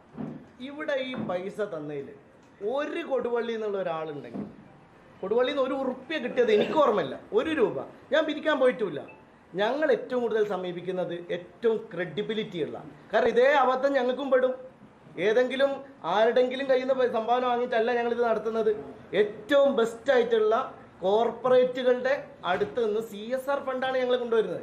1,80,00,000 രൂപയുടെ സാധനങ്ങളാണ് ഇനി പെരിന്തൽമണ്ണ മണ്ഡലത്തിൽ ലഭ്യമാക്കാനുള്ളത്. ഇതിന്റെ എല്ലാം പണം അനന്തുവിൽ നിന്ന് തന്നെ തിരിച്ചെടുക്കാൻ ശ്രമിക്കും. അല്ലെങ്കിൽ ഏതു വിധേനയും പണം നൽകിയവർക്ക് അത് തിരിച്ചു നൽകുക തന്നെ ചെയ്യും. ഇവന്റെ കയ്യിൽ നിന്നാണ് പണം വാങ്ങേണ്ടത്, അത് ഗവൺമെന്റിന്റെ സംവിധാനമാണ് ഉപയോഗിക്കേണ്ടത്, അതെല്ലാം ഉപയോഗിക്കും. നിയമ പോരാട്ടം നടത്തും ഏതറ്റം വരെ. പെരിന്തൽമണ്ണയിൽ CPM നടത്തുന്നത് വെറും രാഷ്ട്രീയ ലക്ഷ്യം വെച്ചുള്ള നീക്കങ്ങളാണ്. അതെല്ലാം ഉണ്ടയില്ലാവിടികളാണെന്നും നജീബ് കാന്തപുരം പരിഹസിക്കുന്നു. എന്നാൽ നജീബ് കാന്തപുരത്തിനെതിരായ ആരോപണങ്ങൾ തുടർന്നും ഉന്നയിക്കാനുള്ള നീക്കത്തിലാണ് ഇടതുപക്ഷം. ന്യൂസ് 18 മലപ്പുറം. കലൂർ സ്റ്റേഡിയത്തിൽ പ്രവർത്തിച്ചിരുന്ന ഹോട്ടലിലെ സ്റ്റീമർ പൊട്ടിത്തെറിച്ച സംഭവത്തിൽ അന്വേഷണം പുരോഗമിക്കുന്നു. സംഭവത്തിന്റെ പശ്ചാത്തലത്തിൽ സ്റ്റേഡിയത്തിന്റെ ബലപരിശോധന നടത്തണമെന്ന ആവശ്യം ശക്തമായിരിക്കുകയാണ്. അന്താരാഷ്ട്ര നിലവാരമുള്ള സ്റ്റേഡിയത്തിൽ ഹോട്ടലുകൾ അനുവദിച്ചതിനെ ചൊല്ലിയും വിവാദം മുറുകുകയാണ്. 1,00,000 പേരെ ഉൾക്കൊള്ളാവുന്നതാണ് GCDയുടെ ഉടമസ്ഥതയിലുള്ള കലൂർ ജവഹർലാൽ നെഹ്റു അന്താരാഷ്ട്ര സ്റ്റേഡിയം. എന്നാൽ FIFA Under-19 വേൾഡ് കപ്പ് വന്നപ്പോൾ ഈ സമവാക്യങ്ങൾ മാറി. അവർ നടത്തിയ സുരക്ഷാ പരിശോധനയിൽ മേൽക്കൂരയും സ്റ്റേഡിയത്തിലെ സുരക്ഷാ ക്രമീകരണങ്ങളും മികച്ചതല്ലെന്ന് കണ്ടെത്തി. തുടർന്നിങ്ങോട്ട് സ്റ്റേഡിയത്തിലേക്കുള്ള പ്രവേശനം നിജപ്പെടുത്തി. ഒട്ടനവധി ഹോട്ടലുകളും അതിന്റെ അടുക്കളകളും സ്റ്റേഡിയത്തിൽ പ്രവർത്തിക്കുന്നുണ്ട്. അപകടത്തിന്റെ പശ്ചാത്തലത്തിൽ ഇതിനെക്കുറിച്ചുള്ള ആശങ്കകളും ഉയരുകയാണ്. അന്താരാഷ്ട്ര സ്റ്റേഡിയം എന്ന് പറയുന്നതിന്റെ ബൈലോയിൽ നിന്ന് വ്യത്യസ്തമായി അവിടെ കച്ചവട സ്ഥാപനങ്ങളുണ്ട്, അതുപോലെ തന്നെ ഹോട്ടലുകൾ ഉണ്ടാകുമ്പോൾ അവിടെ ഗ്യാസ്, ഇപ്പോൾ ഉണ്ടായത് സ്റ്റീമറാണ്. ഒരു ദിവസം ആയിരക്കണക്കിന് ആളുകളാണ് അവിടെ വന്നു പോകുന്നത്. അങ്ങനെ ഒരു സ്ഥലത്ത് അന്താരാഷ്ട്ര സ്റ്റേഡിയത്തിൽ അടുക്കള പോലെയുള്ള, കിച്ചൺ പോലെയുള്ള സാധനങ്ങളാണ് അവിടെ ഉണ്ടാക്കിയിട്ടുള്ളത്. ഇതിൻ്റെ ഓഡിറ്റ് വിഭാഗം, അഗ്നിസുരക്ഷാ വിഭാഗം നടത്തിയ ഓഡിറ്റിൽ വളരെ കൃത്യമായി പറഞ്ഞിട്ടുണ്ട്, അവിടെ അനുവദനീയമായ അളവിൽ കൂടുതൽ ഗ്യാസ് സിലിണ്ടറുകൾ വെച്ചിട്ടുണ്ടെന്ന് പറഞ്ഞിട്ടുണ്ട്. ഫയർ ഫൈറ്റിംഗ് സംവിധാനങ്ങൾ ഇതൊന്നും സുരക്ഷ ഇല്ലാത്ത രീതിയിലാണ്, പ്രവർത്തനക്ഷമമല്ലാത്ത രീതിയിലാണ് എന്നുള്ളത് പറഞ്ഞിട്ടുണ്ട്. ഹോട്ടലിലെ സ്റ്റീമറിന്റെ പൊട്ടിത്തെറിയെക്കുറിച്ച് ഫാക്ടറീസ് ആൻഡ് ബോയിലേഴ്സ് വിഭാഗം അന്വേഷണം തുടരുകയാണ്. കൊച്ചി കോർപ്പറേഷന്റെ വിവിധ വകുപ്പുകളും അന്വേഷണം നടത്തുന്നുണ്ട്. ഫോറൻസിക് പരിശോധന റിപ്പോർട്ട് കൂടി ലഭിച്ചാലാണ് കേസിൽ പോലീസ് തുടർ നടപടികൾ സ്വീകരിക്കുക. നിലവിൽ ഹോട്ടൽ ഉടമകൾക്കെതിരെ പാലാരിവട്ടം പോലീസ് കേസെടുത്തിട്ടുണ്ട്. സംഭവത്തിൽ ഒരാൾ മരിക്കുകയും 3 പേർ ആശുപത്രിയിൽ ഗുരുതരാവസ്ഥയിൽ തുടരുകയുമാണ്. ന്യൂസ് 18 കൊച്ചി. ഡാനി പോൾ വിവരങ്ങളുമായി. ഡാനി, വളരെ പ്രസക്തമായ ഒരു ചോദ്യമാണ് അവിടെ ഇതുമായി ബന്ധപ്പെട്ടവർ ചോദിക്കുന്നത്. അത് ഒരു അന്താരാഷ്ട്ര സ്റ്റേഡിയത്തിന്റെ സമീപത്ത് എങ്ങനെയാണ് ഇതുപോലെയുള്ള ഗ്യാസ് അടക്കം പ്രവർത്തിക്കുന്ന ഒരു കിച്ചൺ എങ്ങനെ പ്രവർത്തിക്കും? കാരണം അവിടെ മത്സരങ്ങൾ നടക്കുമ്പോഴും ഇതേ സംവിധാനങ്ങളൊക്കെ ഇതുപോലെ പ്രവർത്തിക്കാറുണ്ട് അവിടെ. അതും വലിയ രീതിയിൽ തിരക്കുള്ള റെസ്റ്റോറൻറ്റുകളാണ് അതിന് ചുറ്റുമുള്ളത്. അപ്പോൾ ഈ കാര്യങ്ങളിലൊക്കെ ഏത് തരത്തിലുള്ള പരിശോധനയാണ് നടന്നിട്ടുള്ളത്, അല്ലെങ്കിൽ എങ്ങനെയാണ് ഇതിനൊക്കെ അനുമതി കൊടുത്തത് എന്ന ചോദ്യത്തിന് തീർച്ചയായും നഗരസഭ തന്നെ ഉത്തരം പറയേണ്ടി വരില്ലേ?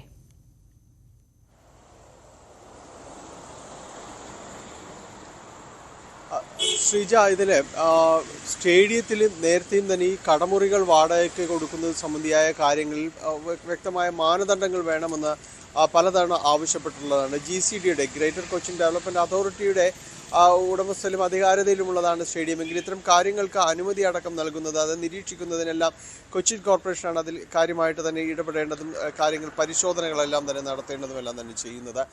പക്ഷേ ഈ അടുത്തിടെ കണ്ടുവരുന്ന ഒരു പ്രവണത എന്ന് പറയുന്നത് ഈ സ്റ്റേഡിയം പരിസരത്തേക്ക് സാധാരണ രീതിയിൽ നേരത്തെ ഒരു ഗോഡൗൺ സ്പേസിന് വേണ്ടി എല്ലാം തന്നെ കൊടുത്തിരുന്നു. ആദ്യഘട്ടത്തിൽ അങ്ങനെയാണത് കൂടുതലായിട്ടും തന്നെ വാടകയിലേക്ക് വന്നത്. പിന്നീട് അതിൻ്റെ ഒരു സ്വഭാവം മാറുകയും പിന്നീട് കൂടുതലായി ഹോട്ടലുകളായിരുന്നു, സ്റ്റേഡിയത്തിന് ചുറ്റും ഹോട്ടലുകൾ വരുന്ന രീതിയിലേക്ക് കാര്യങ്ങൾ മാറുന്നത്. അതിന് പ്രധാനപ്പെട്ട കാരണം ഒരു പാർക്കിംഗ് സ്പേസ്, കാര്യങ്ങൾ ഇവിടേക്ക് എത്തിച്ചേരാൻ, അങ്ങനെയുള്ള കാര്യങ്ങളിലേക്ക് അങ്ങനെ ആളുകളുടെ ഒരു കൂടിച്ചേരുന്നൊരിടമായിട്ട് ഈ സ്റ്റേഡിയം പരിസരമെല്ലാം തന്നെ മാറി, വളരെ പെട്ടെന്ന് മാറുകയും ആളുകൾ കൂടുതലായെത്തുകയും ചെല്ലാൻ ചെയ്തതോടെ അവിടെ കൂടുതൽ ആകർഷിക്കുകയും കൂടുതൽ സാധ്യതകളുള്ള ഒരു ഇടമായിട്ട് മാറുകയും ചെയ്ത് ഹോട്ടലുകൾ വന്നതോടെയാണ്. അതിനുശേഷം പിന്നീട് അങ്ങോട്ട് ഹോട്ടലുകൾ കൂടുതലായിട്ട് തന്നെ വന്നു.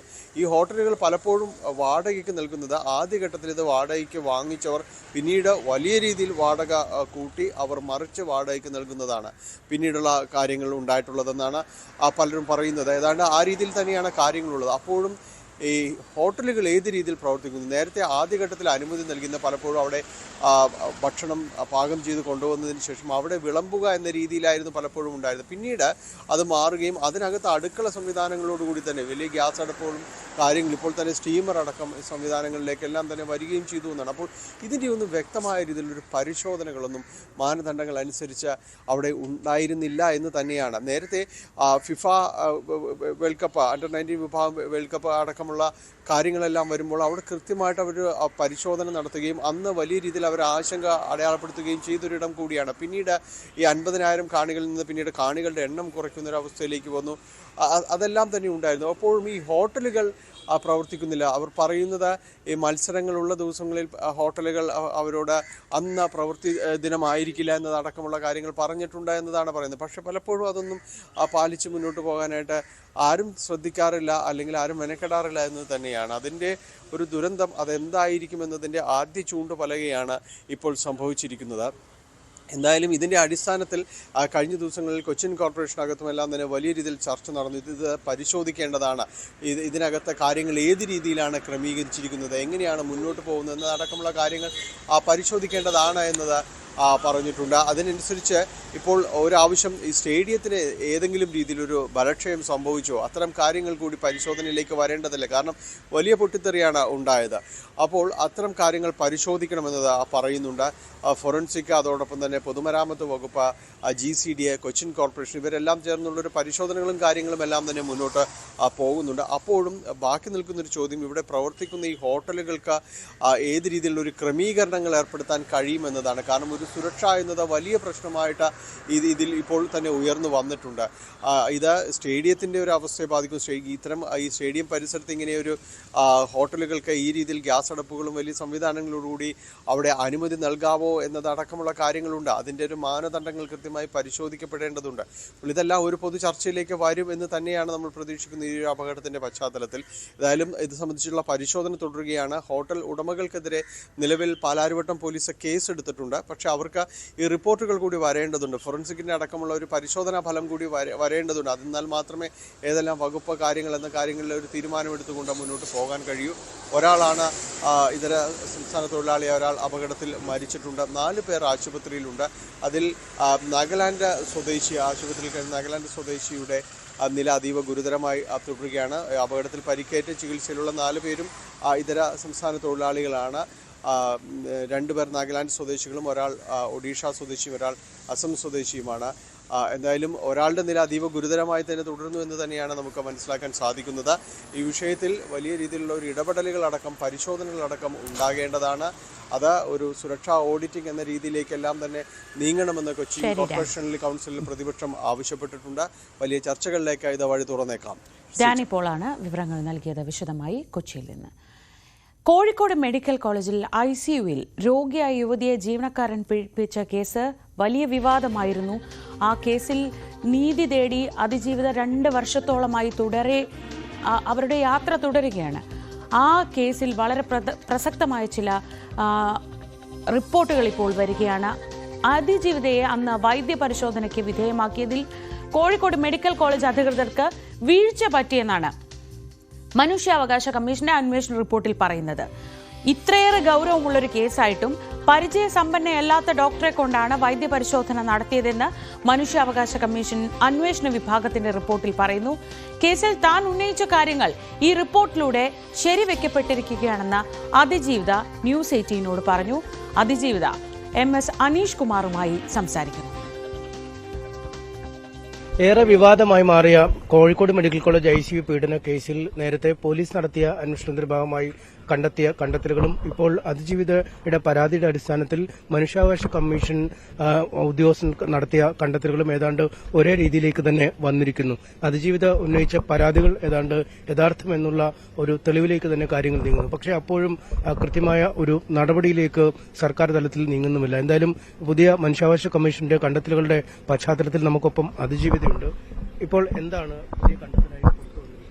കണ്ടെത്തൽ ഞാൻ കൊടുത്ത പരാതി നീതിയുള്ളതാണെന്നും അതിൽ അവർ കണ്ടെത്തിയത് എനിക്ക് അനുകൂലമായിട്ടുള്ള ഒരു മറുപടിയാണ്.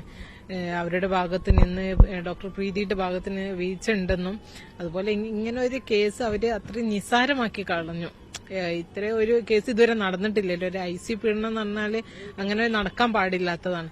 ആ ഒരു പീഡനം നടന്നിട്ട് അപ്പൊ അത് അവരത്ര കാര്യത്തിലെടുത്തിട്ടില്ല. അതുകൊണ്ടാണ് ഒരു വലിയ ഡോക്ടർ വരേണ്ട സ്ഥാനത്ത് ഒരു അസിസ്റ്റന്റിനെ പറഞ്ഞയക്കുകയും അവിടെയുള്ള സ്റ്റുഡന്റ് പറഞ്ഞയക്കുകയും അതിൽ അവർക്ക് ഇത്തരം കാര്യങ്ങളിൽ വീഴ്ച പറ്റുകയും ചെയ്തത്.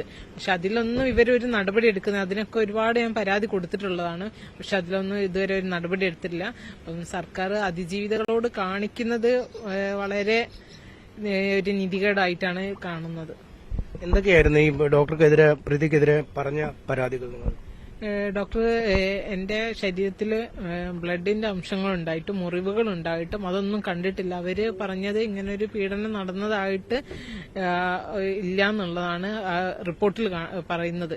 അപ്പം അത് നമുക്ക് ഈ കേസിനെ ബാധിക്കുകയും പക്ഷേ അവര് കണ്ട റിപ്പോർട്ട് അതിന്റെ കൂടെ നിന്ന് ആ ഡോക്ടർ കൂടെ നിന്ന സിസ്റ്റർ പോലും കണ്ടിട്ടുണ്ട് ഇങ്ങനെ ബ്ലഡും കാര്യങ്ങൾ മുറിവുകളൊക്കെ ഉണ്ടെന്ന്. എന്നിട്ട് പോലും അതൊന്നും കണ്ടില്ല. ഞാൻ അത്തരം പീഡനം നടന്ന് ഞാൻ പറഞ്ഞിട്ടില്ല അവരോട്, അങ്ങനെ ഒന്നും ഞാൻ പറഞ്ഞിട്ടില്ല എന്നാ പറയുന്നത്. അപ്പൊ അവരപ്പം തന്നെ അതിന്റെ സാമ്പിൾ എടുക്കുകയൊക്കെ ചെയ്യേണ്ടത്. ഒരു ദിവസം കഴിഞ്ഞിട്ടാണ് അവർ പരിശോധനയ്ക്ക് വന്നത് തന്നെ. അപ്പം അതൊക്കെ അവര് എല്ലാവരും കൂടി ഒത്തുകൂടി കേസ് ഇല്ലാതാക്കാനുള്ള ഒരു ശ്രമമായിട്ടാണ് ഞാൻ കാണുന്നത്. വനിതകളുടെ വാർഡിൽ പുരുഷന്മാർ ജോലി നോക്കുന്ന അടക്കമുള്ള വലിയ പിഴവുകളുണ്ട് അല്ലെ ഈ കേസിൽ? അത്തരം ഒരു സാഹചര്യം കൊണ്ടല്ലേ ഇത്തരം ഒരു അവസ്ഥയിലേക്ക് നയിക്കും? തീർച്ചയായിട്ടും സ്ത്രീകളുടെ വാർഡിലെ പുരുഷന്മാരെ അറ്റൻഡർമാരെ നിയമിക്കുമ്പോൾ അതിന്റെ കൂടെ ഒരു ലേഡി സ്റ്റാഫിനെ നിയമിക്കേണ്ടതാണ്. അതുപോലെ തന്നെ ഞാൻ ഇപ്പം കഴിഞ്ഞ വർഷം മെഡിക്കൽ കോളേജ് ലാബ് റൂമിൽ ഞാൻ എന്റെ സിസ്റ്റർ ലോന്റെ ഡെലിവറിക്കായിട്ട് പോയ സമയത്തും അവിടെയുള്ള സെക്യൂരിറ്റി സ്റ്റാഫുകൾ തന്നെ ആണുങ്ങളാണ്. അവര് ഈ ലാബ് റൂമിൽ പല രീതിയിലും നമ്മളൊക്കെ ഡെലിവറി കഴിഞ്ഞ ആളുകളല്ല, പല രീതിയിൽ ഉള്ള സ്ത്രീകളായിരിക്കും. പെയിനുള്ള സമയത്ത് അവരുടെ ശരീരം തന്നെ അവർക്ക് മറന്നുപോകും. ആ അവസ്ഥയിലൊക്കെ ഈ പുരുഷന്മാരായിട്ടുള്ള ആളുകള് ഡോക്ടേഴ്സ് പോട്ടെ അവർ പരിശോധിക്കാനുള്ള ഇവരൊക്കെ ഇങ്ങനെ നടക്കുന്നത് വളരെ നീചമായ ഒരു പ്രവൃത്തിയല്ല. അപ്പൊ ഇപ്പോഴും അതൊക്കെ നടക്കുന്നുണ്ട്. അവർക്ക് അതിലൊന്നും ഒരു സുരക്ഷ ഉണ്ടാക്കാൻ ഇതുവരെ കഴിഞ്ഞിട്ടില്ല. അവിടെയൊക്കെ ലേഡി എന്താ പറയുക സെക്യൂരിറ്റീസ് ഒരുപാടുണ്ട് ഹോസ്പിറ്റലിൽ. അപ്പൊ അവരൊക്കെ ലാബ് റൂമിലാണ് നിയമിക്കേണ്ടത്, അല്ലാതെ പുറത്ത് മറ്റുള്ള ആണുങ്ങളെ ഇടയിലല്ല നിയമിക്കേണ്ട ആവശ്യമുള്ളത്. അപ്പൊ അതൊക്കെ ഒന്ന് കൂടുതൽ ശ്രദ്ധിക്കേണ്ടത് അത്യാവശ്യമാണ്. ഇപ്പം ഈ ICUയിലൊക്കെ കിടക്കുകയും ചെയ്യുന്ന പലരും ഒരു അർദ്ധബോധാവസ്ഥയിൽ അബോധാവസ്ഥയിലൊക്കെ ആയിരിക്കും. ഇപ്പം നിങ്ങളുടെ കാര്യത്തിലും അങ്ങനെ തന്നെയായിരുന്നു? നിങ്ങളൊരു ബോധമുണ്ടായിരുന്ന അവസ്ഥയിലായിരുന്നില്ല ആ സമയത്ത്? എനിക്ക് ബോധം വന്നിട്ടുണ്ടായിരുന്നു. പക്ഷേ കയ്യോ കാലോ ചലിക്കാൻ പറ്റിയിട്ടില്ല. കാണുന്നതും ഒക്കെ അറിയുന്നുണ്ട്. മറ്റുള്ളവരെല്ലാവരും അബോധാവസ്ഥയിലാണ്. അപ്പോൾ ആ ഒരു അവസ്ഥയിലാണ് അയാൾ എന്നെ ഉപദ്രവിച്ചിട്ടുള്ളത്. അപ്പം അങ്ങനെ ഒരു അവസ്ഥയിൽ അതൊക്കെ എനിക്ക് പുറം ലോകത്തെ അറിയിക്കാൻ കഴിഞ്ഞത് തന്നെ എനിക്ക് ബോധമുള്ളത് കൊണ്ടാണ്. അപ്പം അത്തരം പരാതി എന്നിട്ട് പോലും അതിലൊരു നടപടി എടുക്കുകയോ അയാൾക്ക് ഇതുവരെ അയാൾക്കെതിരെ ഒരു സസ്പെൻഷൻ എന്നല്ലാതെ വേറെ അയാളെ ജോലിയിൽ നിന്ന് ഒഴിവാക്കുകയും ചെയ്തിട്ടില്ലല്ലോ. അയാളിപ്പോഴും മെഡിക്കൽ കോളേജിൽ വരുന്നു, അയാൾക്ക് ശമ്പളം കിട്ടുന്നു ഒക്കെ ഉണ്ട്. അപ്പൊ ഇതിൽ ഇപ്പോഴും നരകിച്ച് ജീവിക്കുന്നത് ഞങ്ങളെ പോലെയുള്ള ഇരകൾ തന്നെയാണ്. അയാൾ ആ സമയത്തും ഉണ്ടായിരുന്നല്ലേ ഈ കേസിന്റെ നടപടിക്രമങ്ങൾ നടക്കുമ്പോഴും മെഡിക്കൽ കോളേജ് സ്ഥിരമായി വന്നു പോവുകയൊക്കെ ഇല്ലായിരുന്നു? അയാളുടെ കൂടെയുള്ള ജോലിക്കാരൊക്കെ സംരക്ഷിക്കുകയായിരുന്നു? തീർച്ചയായിട്ടും അയാൾ ഇപ്പോഴും കഴിഞ്ഞ ഒരു 1.5 മാസം മുന്നേ ഞാൻ അയാളെ നേരിട്ട് കണ്ടിരിക്കുന്നു. പക്ഷെ എനിക്ക് ഒന്നും പ്രതികരിക്കാൻ നമുക്ക് പറ്റാത്തൊരവസ്ഥ തന്നെയാണല്ലോ. അപ്പോൾ അയാളിപ്പോഴും വരുന്നുണ്ടെന്നുള്ളതിന് തെളിവ് ഞാൻ നേരിട്ട് കണ്ടിട്ടുണ്ട്. അപ്പോൾ അതിലെന്താണ് ഇപ്പോൾ സർക്കാർ എന്ത് നടപടി എടുത്തിട്ടുള്ളത്? ഇരകൾക്കെതിരെ നടപടി എടുക്കാന്നല്ലാതെ ഈ പീഡനം നടത്തിയ ഇപ്പോഴും പല സ്ഥലത്തും പീഡനം, കഴിഞ്ഞ ദിവസം പീഡനം നടന്നു, അല്ല അതിനു മുന്നേ ഒരുപാട് പീഡനങ്ങൾ ഇപ്പൊ നടന്നുകൊണ്ടിരിക്കുന്നു. അപ്പൊ ഇതൊക്കെ എന്താണ് നമ്മൾ മുൻനിർത്തി അതിൽ കാണാൻ പറ്റുന്നത്? ഒരാൾക്ക് ശിക്ഷ കിട്ടിയിട്ടുണ്ടെങ്കിൽ നീ ചെയ്യാനുള്ള ഒരു പ്രേരണ മറ്റുള്ളവർക്ക് ഉണ്ടാവില്ല. അപ്പോൾ അതാണ് ഞാൻ പറയുന്നത്, ഒരാളിട്ടും ശിക്ഷിക്കണം, എന്നാലേ ഉള്ളൂ ഇതിൽ നമുക്ക് സ്ത്രീകൾക്കൊരു സുരക്ഷ ഉണ്ടാവുള്ളൂ. ഡോക്ടർ പ്രീതി ഒരു പരിശോധന നടത്താതെയാണ് പരിശോധന നടത്തിയെന്ന് അറിയിച്ചത്. അപ്പം ഈ ബ്ലഡ് സാമ്പിളൊക്കെ കണ്ടതുപോലും നിങ്ങളുടെ സ്വകാര്യ കാര്യങ്ങൾ എന്നുള്ള രീതിയിലാണ് ഇതിനെ രേഖപ്പെടുത്തിയിരുന്നത്. അതാണ് ഈ കേസിനെ ഏറ്റവും നിർണായകമായി ബാധിക്കുന്നത്. അത് അവര് ഗ്ലൗസ് ഉപയോഗിച്ചിരുന്നു. അപ്പൊ ഗ്ലൗസ് ഉപയോഗിച്ചപ്പം ഗ്ലൗസിൽ ബ്ലഡ് കണ്ടപ്പം അവര് പറഞ്ഞു സ്ത്രീകളല്ലേ പീരീഡ്സ്. അപ്പൊ ഞാൻ പറഞ്ഞു എനിക്ക് പീരീഡ്സ് അല്ല എന്ന് എനിക്കറിയാലോ. അപ്പം പിന്നെ അവര് പറഞ്ഞ മുറിവുകളൊക്കെ കണ്ടപ്പം അവര് എന്നെ ഒരു ആക്ഷേപിക്കുന്ന, അല്ലെങ്കിൽ എന്താ പറയാ, എന്റെ ഒരു മാനം കെടുത്തുന്ന രീതിയിലാണ് അവര് പറഞ്ഞത്. ഹസ്ബൻഡിന്റെ കൂടെ ഒരാഴ്ച മുന്നേ അവിടെ അഡ്മിറ്റായ ഞാൻ എങ്ങനെ ഹസ്ബൻഡിന്റെ കൂടെ അവിടെ, അത് ഏതൊരാൾക്കും ചിന്തിച്ചിടും. പിന്നെ ഹസ്ബൻഡ് വെച്ചാൽ ഞാൻ ഇന്ന് കല്യാണം കഴിഞ്ഞതോ ഇന്നലെ കല്യാണം കഴിഞ്ഞതോ അല്ലല്ലോ, 10-17 വർഷമായി ഞങ്ങളെ കല്യാണം കഴിഞ്ഞിട്ട്. അപ്പം ഇതുവരെ ഉപദ്രവിക്കാതെ പെട്ടെന്ന് ഉപദ്രവം, അവരുടെ നഖങ്ങൾ പറ്റുക, അതൊക്കെ ഒരു എന്താ പറയാ, നമ്മൾ ആക്ഷേപിക്കുന്ന അല്ലെങ്കിൽ അത്രയും മാനം കെടുത്തിയ ഒരു രീതിയാണ്. അപ്പൊ അതൊന്നും ഒരിക്കലും ക്ഷമിക്കാൻ പറ്റുന്നതോ ഒരു സ്ത്രീക്കും സഹിക്കാൻ പറ്റുന്നതോ അല്ല. അപ്പൊ അതിനെതിരൊക്കെ വിശദമായിട്ട് ഞാൻ ആരോഗ്യമന്ത്രിക്കും മുഖ്യമന്ത്രിക്കും ഒക്കെ പരാതി കൊടുത്തതാണ്. പക്ഷെ അതിലൊന്നും ഒരു നടപടിയും ഇല്ല.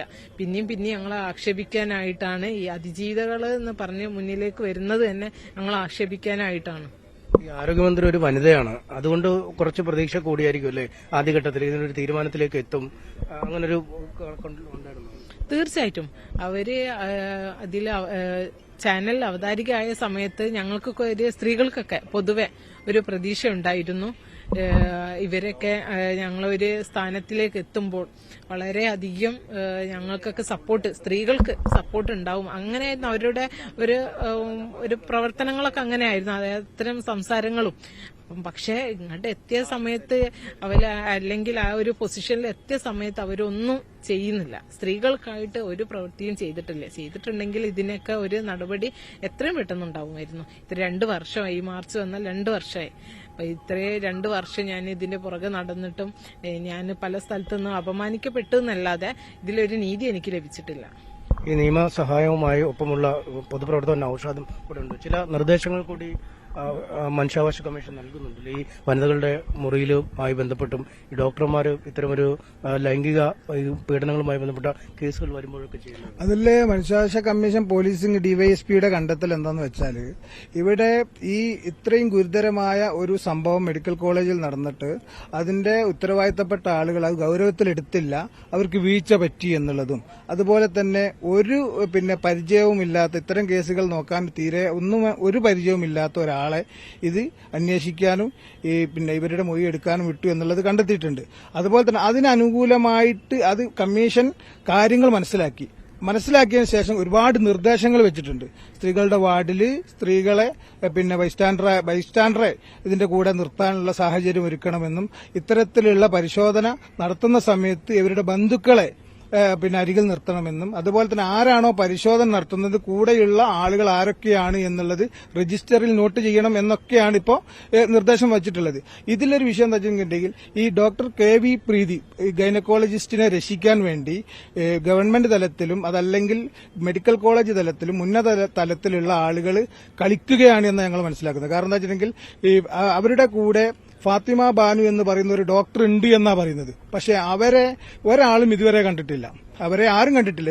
ഈ പറയുന്ന ഡോക്ടർമാരല്ലാതെ മറ്റുള്ള ആളുകൾക്കൊന്നും ഇവരെപ്പറ്റി അറിയുകയില്ല. കാരണം ഈ അതിജീവിതരുടെ ബന്ധുക്കളുണ്ടായിരുന്നു, നഴ്സുമാരുണ്ടായിരുന്നു, മറ്റുള്ള പല ആളുകളും ഉണ്ടായിരുന്നു. പക്ഷെ അവരൊന്നും ഈ ഫാത്തിമ ബാനുവിനെ പ്രീതി പരിശോധിക്കുന്ന സമയത്ത് കണ്ടിട്ടില്ല. അപ്പൊ അവരെ സംരക്ഷിക്കാനുള്ള ശ്രമമാണ്. സത്യത്തിൽ അതിജീവിത പറഞ്ഞത് വളരെ ക്ലിയറാണ് എന്നുള്ളത് 2 അന്വേഷണ റിപ്പോർട്ടിലും തെളിഞ്ഞിരിക്കുകയാണ്. സർക്കാർ സംവിധാനങ്ങൾ എത്രയും പെട്ടെന്ന് കുറ്റക്കാർക്കെതിരെ നടപടി സ്വീകരിക്കണമെന്നാണ് ഞങ്ങളുടെ ആവശ്യം. ഞങ്ങൾ ഇതുമായിട്ട് ബന്ധപ്പെട്ട് ഈ 2 റിപ്പോർട്ടുകളും വെച്ചുകൊണ്ട് ബഹുമാനപ്പെട്ട മുഖ്യമന്ത്രിക്ക് വീണ്ടും പരാതി നൽകും. ഈ അതിജീവിതകൾക്ക് നീതി ലഭിക്കുന്നില്ല എന്ന പരാതിയാണ് ഈ മെഡിക്കൽ കോളേജ് ICU അതിജീവന കേസിൽ അത്തരമൊരു പീഡനത്തിനിരയായ യുവതിക്കും നൽകാനുള്ളത്. വർഷങ്ങളായി അല്ലെങ്കിൽ 2 വർഷമായി കേസ് ഇഴഞ്ഞു നീങ്ങുകയാണ്. മനുഷ്യാവകാശ കമ്മീഷന്റെയും പോലീസിന്റെയും ഭാഗത്തു നിന്നൊക്കെ ഇരയ്ക്ക് അനുകൂലമായ വിധിയുണ്ടായെങ്കിലും മറ്റ് നടപടിക്രമങ്ങൾക്ക് ഒരു ഗതിവേഗം ഇല്ല എന്ന് തന്നെയാണ് അതിജീവിത പരാതി പറയുന്നത്. MS അനീഷ് കുമാറാണ് വിശദമായി അതിജീവിതയുമായി സംസാരിച്ചത്. ഈ കേസിൽ അവരുടെ നീതിക്ക് വേണ്ടിയുള്ള പോരാട്ടം 2 വർഷം പിന്നിടുകയാണ്. ഇങ്ങനൊരു റിപ്പോർട്ട് കൂടി വന്ന സ്ഥിതിക്ക് ഇനി സർക്കാരിന്റെ ഭാഗത്ത് നിന്ന് എന്ത് നടപടി ഉണ്ടാകും എന്നതാണ് അറിയേണ്ടത്. മറ്റൊരു പ്രധാനപ്പെട്ട വാർത്തയിലേക്ക്, അനധികൃതമായി എത്തി ഇവിടെ താമസിച്ചു വരികയായിരുന്ന ബംഗ്ലാദേശികൾ തിരുവനന്തപുരത്ത് പിടിയിലായി. കെട്ടിട നിർമ്മാണ മേഖലയിൽ പണിയെടുത്ത് വരുമ്പോഴാണ് ഇവർ പിടിയിലായത്. വിവരങ്ങളുമായി VV വിനോദ് ചേർന്നു. വിനോദ്, മുൻപത്ത് കാര്യമായ രീതിയിൽ ഇത്തരത്തിലൊരു ബംഗ്ലാദേശികൾ താമസിച്ചിട്ടുണ്ട്, അവരെ കണ്ടെത്തിയിരുന്നു. അവരിൽ പലർക്കും വ്യാജ ID കാർഡാണെന്നൊക്കെ നമ്മൾ കഴിഞ്ഞ ദിവസങ്ങളിൽ കണ്ടതാണ്. ഈ തിരുവനന്തപുരത്ത് ജോലി ചെയ്തിരുന്ന ഇവരുടെ കാര്യം എങ്ങനെയാണ്, ഇവരെങ്ങനെയാണ് കേരളത്തിലെത്തിയത് എന്നാണ് പറയുന്നത്?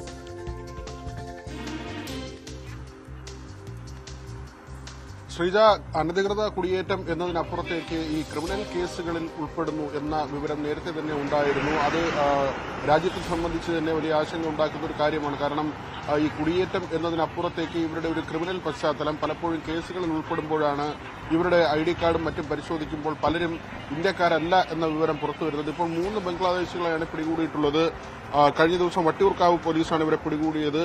കഫീത്തുള്ള, സുഹൃദീൻ, അലങ്കീർ എന്നിങ്ങനെ 3 പേർ. ഇതിൽ ഒരാൾ 2014 മുതൽ തന്നെ കേരളത്തിലുണ്ട്. കെട്ടിട നിർമ്മാണ മേഖലയിൽ പ്രവർത്തിച്ചു വരികയായിരുന്നു. ഏജന്റ് മുഖാന്തരം ഇന്ത്യയിലേക്ക് എത്തി എന്ന വിവരമാണ്. പശ്ചിമബംഗാൾ വഴി മറ്റ് പല സംസ്ഥാനങ്ങളിലും സഞ്ചരിച്ച ശേഷം കേരളത്തിലേക്ക് വന്നു എന്ന കാര്യമാണ് ഇവർ ഇപ്പോൾ ഈ വിവരം നൽകിയിട്ടുള്ളത്. നമ്മൾ പറയുന്നത് പോലെ തന്നെ കുടിയേറ്റം ഒരു വലിയ വിഷയമായി, സാമൂഹ്യ വിഷയമായി ചർച്ച ചെയ്യപ്പെടുന്ന കാലഘട്ടമാണ്. പക്ഷേ അതിനപ്പുറത്തേക്ക് ഈ ക്രിമിനൽ സ്വഭാവം, മയക്കുമരുന്ന് കള്ളക്കടത്ത്, അതിന്റെ ശൃംഖലകളായി പ്രവർത്തിക്കുന്നവർ, ഇങ്ങനെയൊക്കെ തന്നെ ചില ഗുരുതര പ്രശ്നങ്ങൾ കൂടി ഇതിന്റെ പിറകിലുണ്ട്.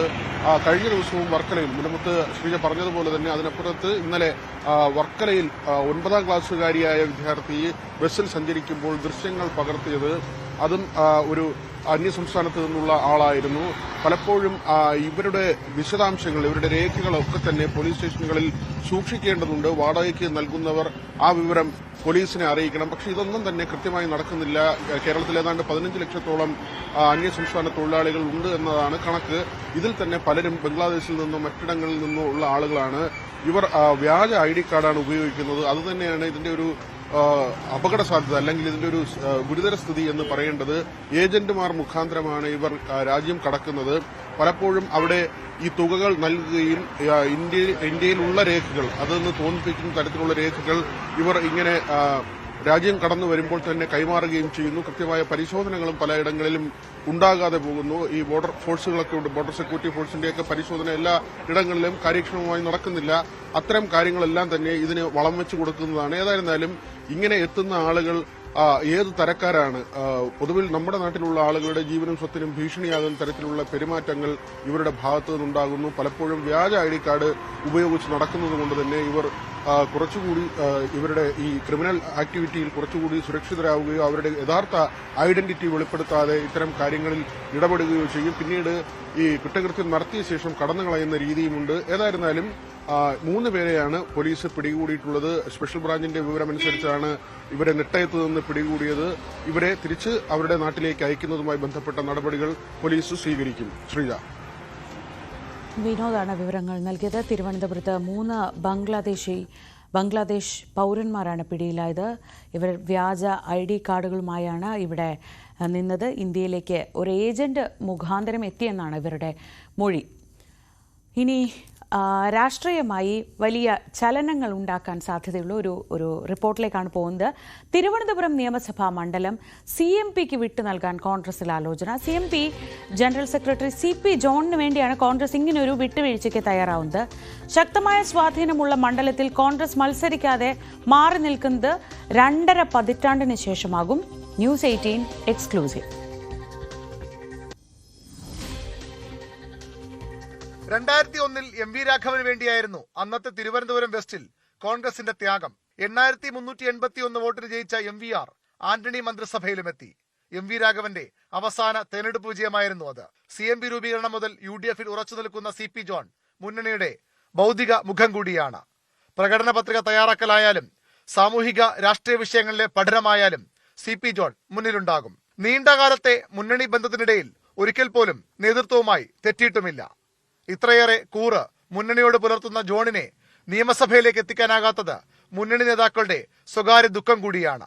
2011 കുന്നംകുളത്ത് വിജയപ്രതീക്ഷ ഉയർത്തിയെങ്കിലും ബാബു M പാലിശ്ശേരിയോട് 481 വോട്ടിന് തോൽക്കുകയായിരുന്നു CP ജോൺ. ആ വർഷം ജയിച്ചിരുന്നുവെങ്കിൽ ഉമ്മൻചാണ്ടി മന്ത്രിസഭയിലും ജോൺ എത്തിയേനെ. അടുത്ത തവണയെങ്കിലും CP ജോണിനെ ജയസാധ്യതയുള്ള സീറ്റിൽ നിർത്തി സഭയിലേക്ക് എത്തിക്കാനുള്ള ശ്രമത്തിലാണ് UDF. അതിനായി മുന്നണി കണ്ടെത്തിയ മണ്ഡലങ്ങളിൽ മുന്നിലുള്ളത് തിരുവനന്തപുരമാണ്. തിരുവനന്തപുരത്ത് മത്സരിക്കാനുള്ള താൽപര്യം CP ജോൺ നേതൃത്വത്തെ അറിയിച്ചിട്ടുമുണ്ട്. മണ്ഡലത്തിലെ പൊതുപരിപാടികളിലും അദ്ദേഹം സജീവമാവുകയാണ്. മണ്ഡലത്തിൽ ശ്രദ്ധ കേന്ദ്രീകരിക്കാൻ CMP പ്രവർത്തകർക്കും ജോൺ നിർദ്ദേശം നൽകി കഴിഞ്ഞു. VS ശിവകുമാർ തുടർച്ചയായി മത്സരിക്കുന്ന മണ്ഡലം വിട്ടുകൊടുത്താൽ പാർട്ടിക്കുള്ളിൽ അത് പ്രശ്നങ്ങൾക്കിടയാക്കുമെന്ന ആശങ്ക കോൺഗ്രസിലുണ്ട്. അത് മറികടക്കാനായാൽ CP ജോണിന് തിരുവനന്തപുരത്ത് മത്സരിക്കാം. അല്ലെങ്കിൽ തിരുവമ്പാടി പോലുള്ള സീറ്റുകളിലേക്കും ജോണിനെ പരിഗണിച്ചേക്കും. CP ജോണിന് വേണ്ടി വിട്ടുവീഴ്ച ചെയ്യാൻ മുസ്ലിം ലീഗും തയ്യാറാകുമെന്നാണ് CMPയുടെ പ്രതീക്ഷ. VV Arun, news 18 Thiruvananthapuram. വിനോദ് വിവരങ്ങളുമായി. വിനോദ്, ഇങ്ങനെ ഒരു ചർച്ചയിലേക്ക് പോകാൻ കാരണം എന്താണ്? അതായത് തിരുവനന്തപുരം പോലെ കോൺഗ്രസിന് ശക്തമായ വേരോട്ടമുള്ള ഒരു മണ്ഡലത്തിൽ CMP UDFന്റെ ഒരു ദാർശനിക മുഖം അല്ലെങ്കിൽ ഒരു ഇന്റലക്ച്വൽ മുഖമാണ് CP ജോൺ എന്നൊക്കെ നമുക്ക് പറയാം. പക്ഷേ CMPക്ക് അത്ര കണ്ടൊരു വലിയ സ്വാധീനമുള്ള മണ്ഡലമല്ല തിരുവനന്തപുരം. പക്ഷേ CP ജോൺ എന്ന വ്യക്തിക്ക് കുറച്ചൊക്കെ പ്രഭാവമുണ്ട്. അല്ലെങ്കിൽ തിരുവനന്തപുരത്തെ ഒരു അർബൻ വോട്ടർമാർക്ക് വളരെ പെട്ടെന്ന് മനസ്സിലാവുന്ന ഒരാളൊക്കെയാണ് CP ജോൺ. അപ്പോഴും ഇങ്ങനെ ഒരു വലിയ വിട്ടുവീഴ്ചയിലേക്ക് കോൺഗ്രസിന് പോകാൻ ആലോചന അല്ലെങ്കിൽ കോൺഗ്രസിന്റെ ആലോചനകളിലേക്ക് നയിക്കുന്ന ഘടകങ്ങൾ എന്തൊക്കെയാണ്?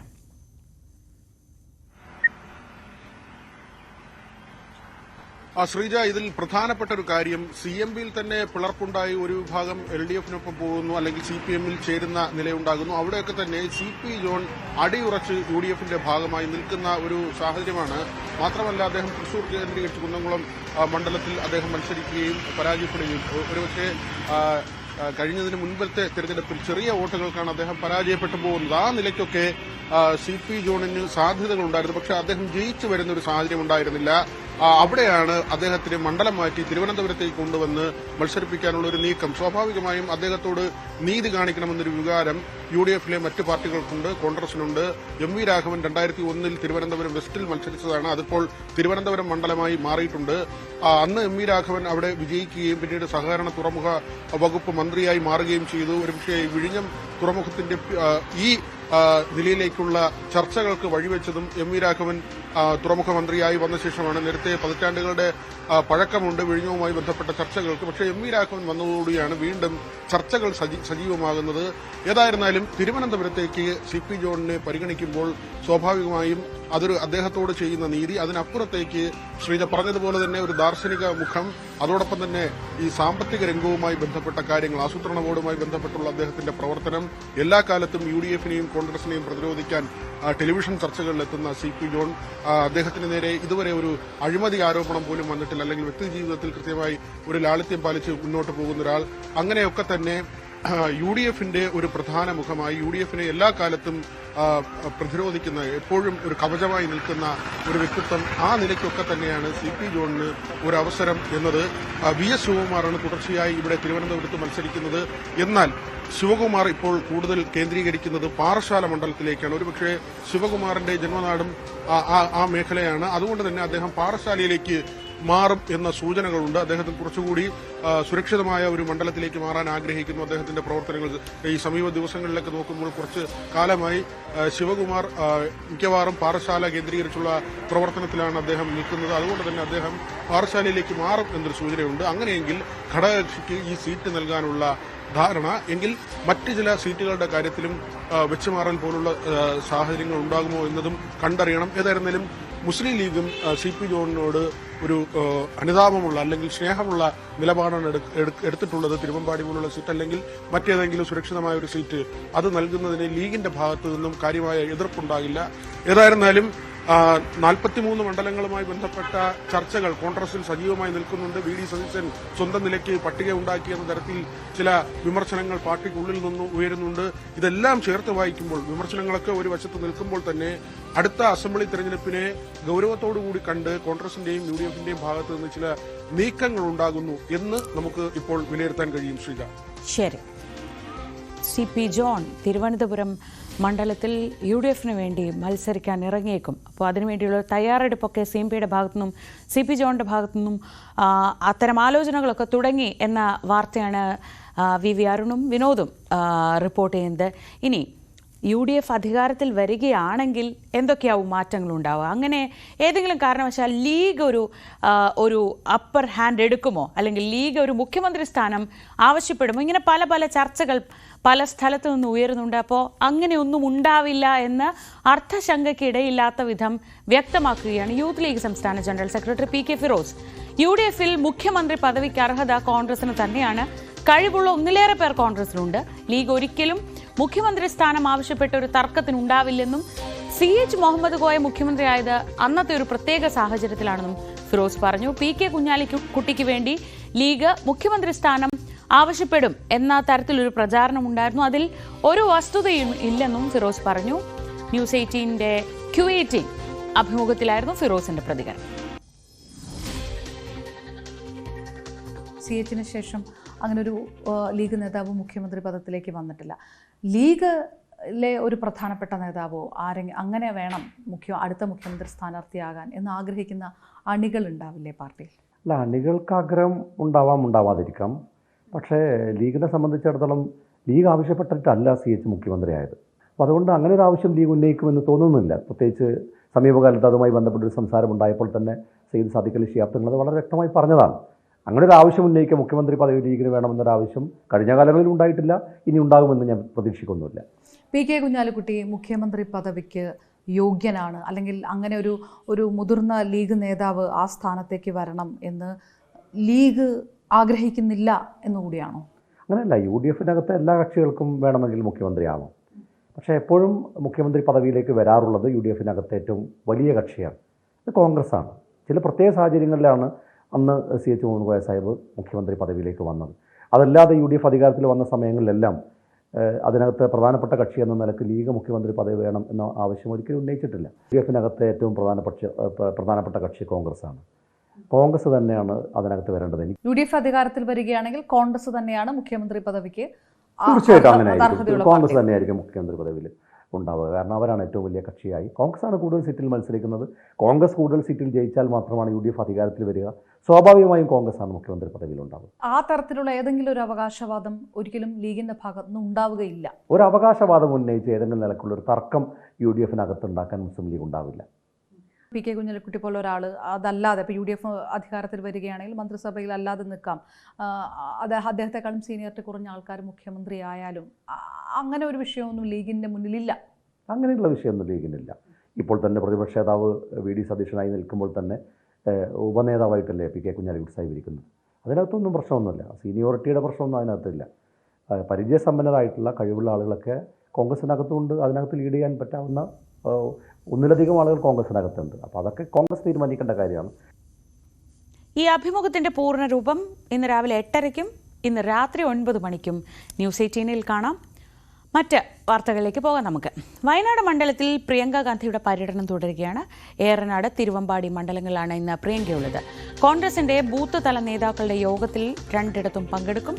CV അനുമോദ് വിവരങ്ങളുമായി. അനുമോദ്, എന്തൊക്കെയാണ് ഇന്ന് പ്രിയങ്കയുടെ പര്യടന പരിപാടികൾ?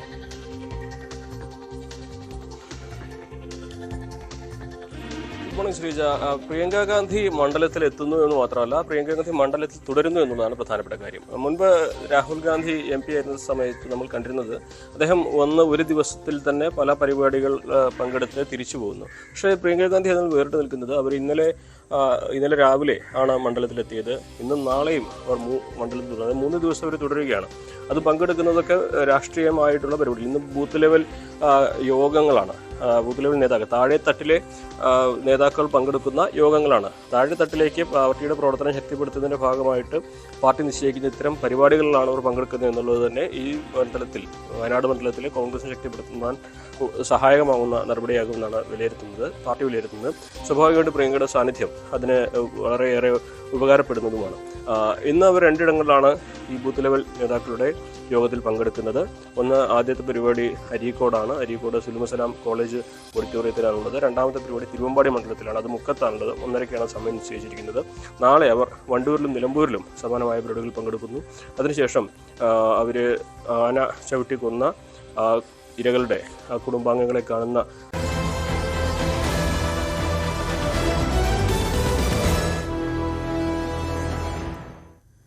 അമേരിക്കൻ പ്രസിഡന്റ് ഡൊണാൾഡ് ട്രംപിന് കോടതികളിൽ നിന്നുള്ള തിരിച്ചടി തുടരുന്നു. USAID ജീവനക്കാരെ വെട്ടിക്കുറയ്ക്കാനുള്ള ട്രംപ് സർക്കാരിന്റെ നീക്കത്തിന് തടയിട്ടിരിക്കുകയാണ് കോടതി. US agency for international development ജീവനക്കാർക്കാണ് നിർബന്ധിത അവധി നൽകാൻ ട്രംപ് എടുത്ത തീരുമാനത്തിന് ഇപ്പോൾ ഇടക്കാല സ്റ്റേ അനുവദിച്ചിരിക്കുന്നത്. US ഏജൻസി വിദേശത്ത് വിന്യസിച്ച തൊഴിലാളികളെ പിൻവലിക്കുന്ന നടപടി നിർത്തിവെക്കാനുള്ള ഉത്തരവും ഇപ്പോൾ കോടതിയുടെ ഭാഗത്തുനിന്ന് ഉണ്ടായിട്ടുണ്ട്.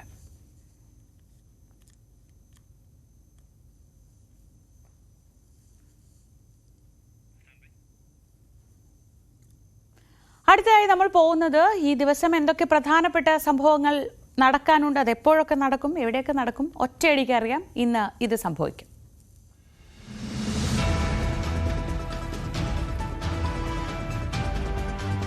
തെരഞ്ഞെടുപ്പ് വിജയത്തിന് പിന്നാലെ മുഖ്യമന്ത്രി ആരെന്ന ചർച്ചയിലേക്ക് കടന്ന BJP സംസ്ഥാന ഘടകവുമായി ദേശീയ നേതൃത്വം ഇന്ന് ചർച്ച നടത്തും. അന്തിമ തീരുമാനം ദേശീയ നേതൃത്വത്തിന്റേതെന്ന് നേതാക്കൾ.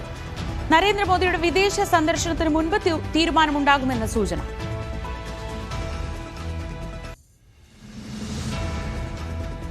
പാതിവില തട്ടിപ്പ് കേസിലെ പ്രതി അനന്തകൃഷ്ണനെ ഇന്ന് കൊച്ചിയിലെത്തിച്ച് തെളിവെടുക്കും. കൊച്ചിയിൽ ഓഫീസിലും ഫ്ളാറ്റിലും എത്തിച്ചായിരിക്കും തെളിവെടുപ്പ്. കസ്റ്റഡി കാലാവധി നാളെ അവസാനിക്കുന്ന സാഹചര്യത്തിൽ പരമാവധി തെളിവുകൾ ശേഖരിക്കുക എന്നതാണ് അന്വേഷണ സംഘത്തിന്റെ തീരുമാനം.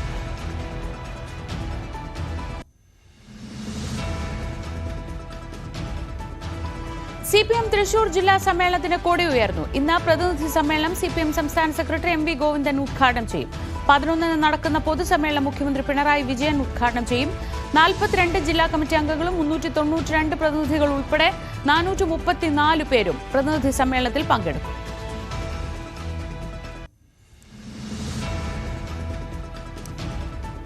പ്രിയങ്ക ഗാന്ധി MP-യുടെ വയനാട് മണ്ഡല പര്യടനം തുടരുന്നു. ഇന്ന് അരീക്കോട്, മുക്കം എന്നിവിടങ്ങളിലെ പരിപാടികളിൽ പങ്കെടുക്കും. നാളെ വണ്ടൂർ, നിലമ്പൂർ മണ്ഡലങ്ങളിലും പ്രിയങ്കയ്ക്ക് പരിപാടികളുണ്ട്.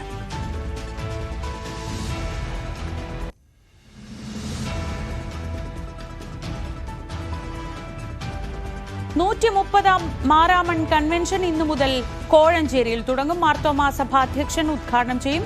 ഒരാഴ്ച നീളുന്ന കൺവെൻഷനിൽ നിരവധി സെമിനാറുകൾ, ആത്മീയ പ്രഭാഷണങ്ങൾ തുടങ്ങിയവ ഉണ്ടാകും. കൺവെൻഷൻ നഗറിലേക്ക് പ്രത്യേക സർവീസ് സംഘടിപ്പിക്കുന്നുണ്ട് KSRTC.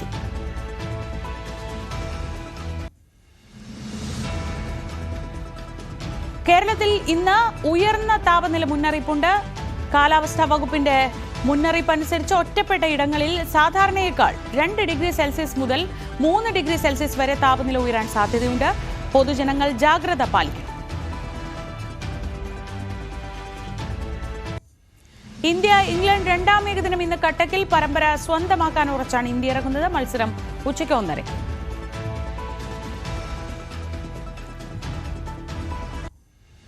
Jammu കശ്മീരിനെതിരായ Ranji trophy quarter ഫൈനലിൽ പിടിമുറുക്കാൻ കേരളം ഇറങ്ങുന്നു. 8 വിക്കറ്റിന് 228 റൺസ് എന്ന നിലയിലാണ് ജമ്മു കശ്മീർ ബാറ്റിംഗ് പുനരാരംഭിക്കുക.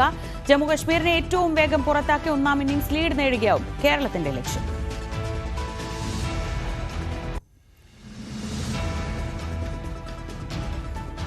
വിഖ്യാത ജർമ്മൻ ചലച്ചിത്രകാരൻ വിം വെൻഡേഴ്സ് 2 ദിവസത്തെ സന്ദർശനത്തിനായി ഇന്ന് തലസ്ഥാനത്തെത്തും. സന്ദർശനം ഇന്ത്യയിലെ 7 നഗരങ്ങളിൽ സംഘടിപ്പിക്കുന്ന king of the road the India tour എന്ന പരിപാടിയുടെ ഭാഗമായാണ്. അദ്ദേഹത്തിന്റെ 18 സിനിമകൾ നാളെയും ചൊവ്വാഴ്ചയുമായി കൈരളി, ശ്രീ, നിള തിയേറ്ററുകളിൽ പ്രദർശിപ്പിക്കും. സൗജന്യ പാസുകൾ ജവഹർ നഗറിലെ ഗോത്തെ സെൻട്രം ഓഫീസിൽ നിന്ന് ലഭിക്കും.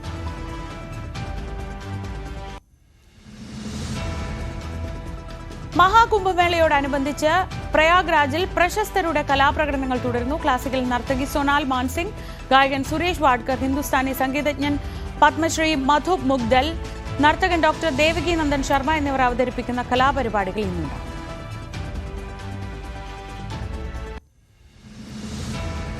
എയർ ഇന്ത്യ എക്സ്പ്രസ് ഇന്നു മുതൽ വിവിധ ഇന്ത്യൻ സെക്ടറുകളിലേക്കുള്ള സർവീസുകൾ വെട്ടിച്ചുരുക്കുകയാണ്. കേരളത്തിൽ നിന്നുള്ള മസ്കത്ത്, കോഴിക്കോട്, കൊച്ചി, തിരുവനന്തപുരം, കണ്ണൂർ, ചെന്നൈ, തിരുച്ചിറപ്പള്ളി, മംഗലാപുരം വിമാന സർവീസുകളാണ് റദ്ദാക്കിയത്. മാർച്ച് 25 വരെ ഈ റദ്ദാക്കലുകൾ തുടരും.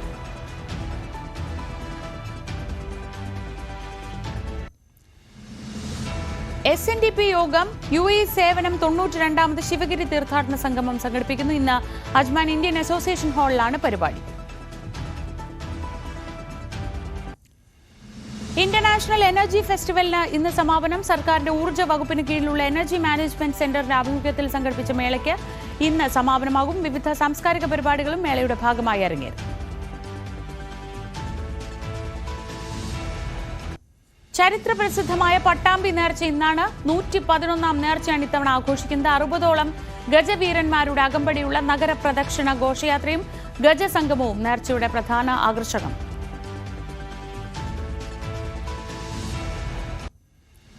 നാഗമ്പടം മഹാദേവ ക്ഷേത്രത്തിൽ 112ാമത് ഉത്സവത്തിന് ഇന്ന് സമാപനമാവും. ഫെബ്രുവരി 2-ന് ആരംഭിച്ച ഉത്സവമാണ് സമാപിക്കുന്നത്. ഉത്സവ സമ്മേളനം ഇന്നലെ മന്ത്രി VN വാസവൻ ഉദ്ഘാടനം ചെയ്തു.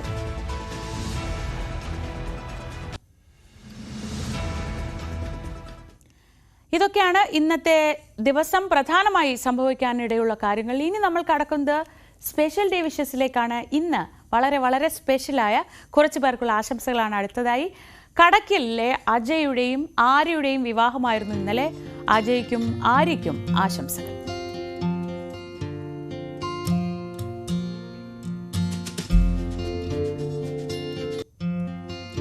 പാലക്കാട് വണ്ടാഴി ചെമ്മലിയിൽ സിനോഷ് കുര്യന്റെയും ബിബിയുടെയും മകൾ ദിയ സിനോഷിന്റെ 11ാം പിറന്നാളാണ് ഇന്ന്. ദിയക്കുട്ടിക്ക് happy birthday.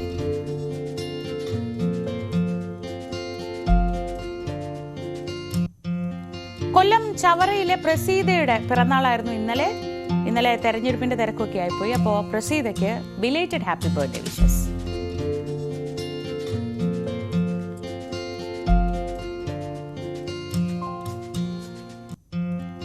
News 18 Keralam technical വിഭാഗത്തിലെ എഞ്ചിനീയറായ രതീഷിന്റെയും ഷാബികയുടെയും 7ാം വിവാഹ വാർഷികമായിരുന്നു ഇന്നലെ.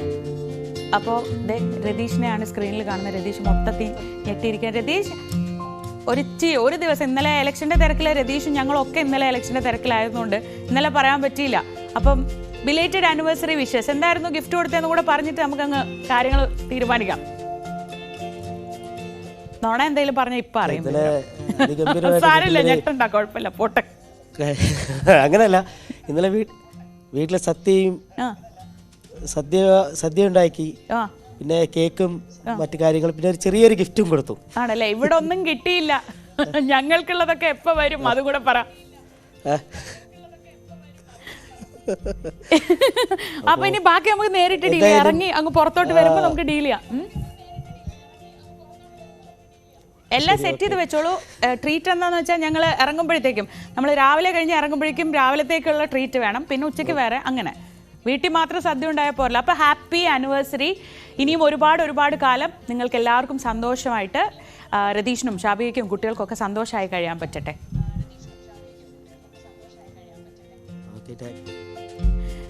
ചെറിയൊരു ഞെട്ടലുണ്ടായിരുന്നു. സാരമില്ല, അതെങ്ങനെയാണല്ലോ പെട്ടെന്ന് നമ്മൾ മൈക്കൊക്കെ കൈ കൊണ്ട് കൊടുക്കുമ്പോൾ ഇവർ മൈക്ക് നമ്മുടെ കയ്യിലൊക്കെ കൊണ്ട് തന്നിട്ടാണ് ഇവർക്ക് ശീലം. ഈ മൈക്ക് കയ്യിൽ പിടിച്ചിട്ട് അത്ര വലിയ ശീലമില്ലാത്തതിൻ്റെ ഒരു ഞെട്ടലായിരുന്നു. അപ്പം ഞങ്ങളുടെ കുടുംബത്തിലെ ഒരു സന്തോഷം എന്ന നിലയ്ക്ക് ആ സന്തോഷം പ്രേക്ഷകരുമായി കൂടി പങ്കിടുകയാണ്. നിങ്ങൾക്കും നിങ്ങളുടെ വളരെ സ്പെഷ്യലായിട്ടുള്ള ഡേയ്സ് ഞങ്ങളോടൊപ്പം ആഘോഷിക്കാം. അതിന് ന്യൂസ് 18 ഒരു നമ്പറുണ്ട്. ആ നമ്പറിലേക്ക് മെസ്സേജ് അയച്ചാൽ മാത്രം മതി. അപ്പോൾ നമ്മൾ വീണ്ടും വാർത്തകളുടെ തിരക്കിലേക്ക് പോവുകയാണ്. ഇന്നലത്തെ ദിവസത്തിൻ്റെ ഏറ്റവും പ്രധാനപ്പെട്ട പ്രത്യേകത അറിയാമല്ലോ. ഒരു വലിയ ഇടവേളയ്ക്ക് ശേഷം ഡൽഹി BJP പിടിച്ചു. ഇനി ഇന്ത്യ സഖ്യത്തിൻ്റെ ഭാവി എന്തായിരിക്കും എന്നതാണ് കാത്തിരുന്ന് കാണേണ്ട കാര്യം.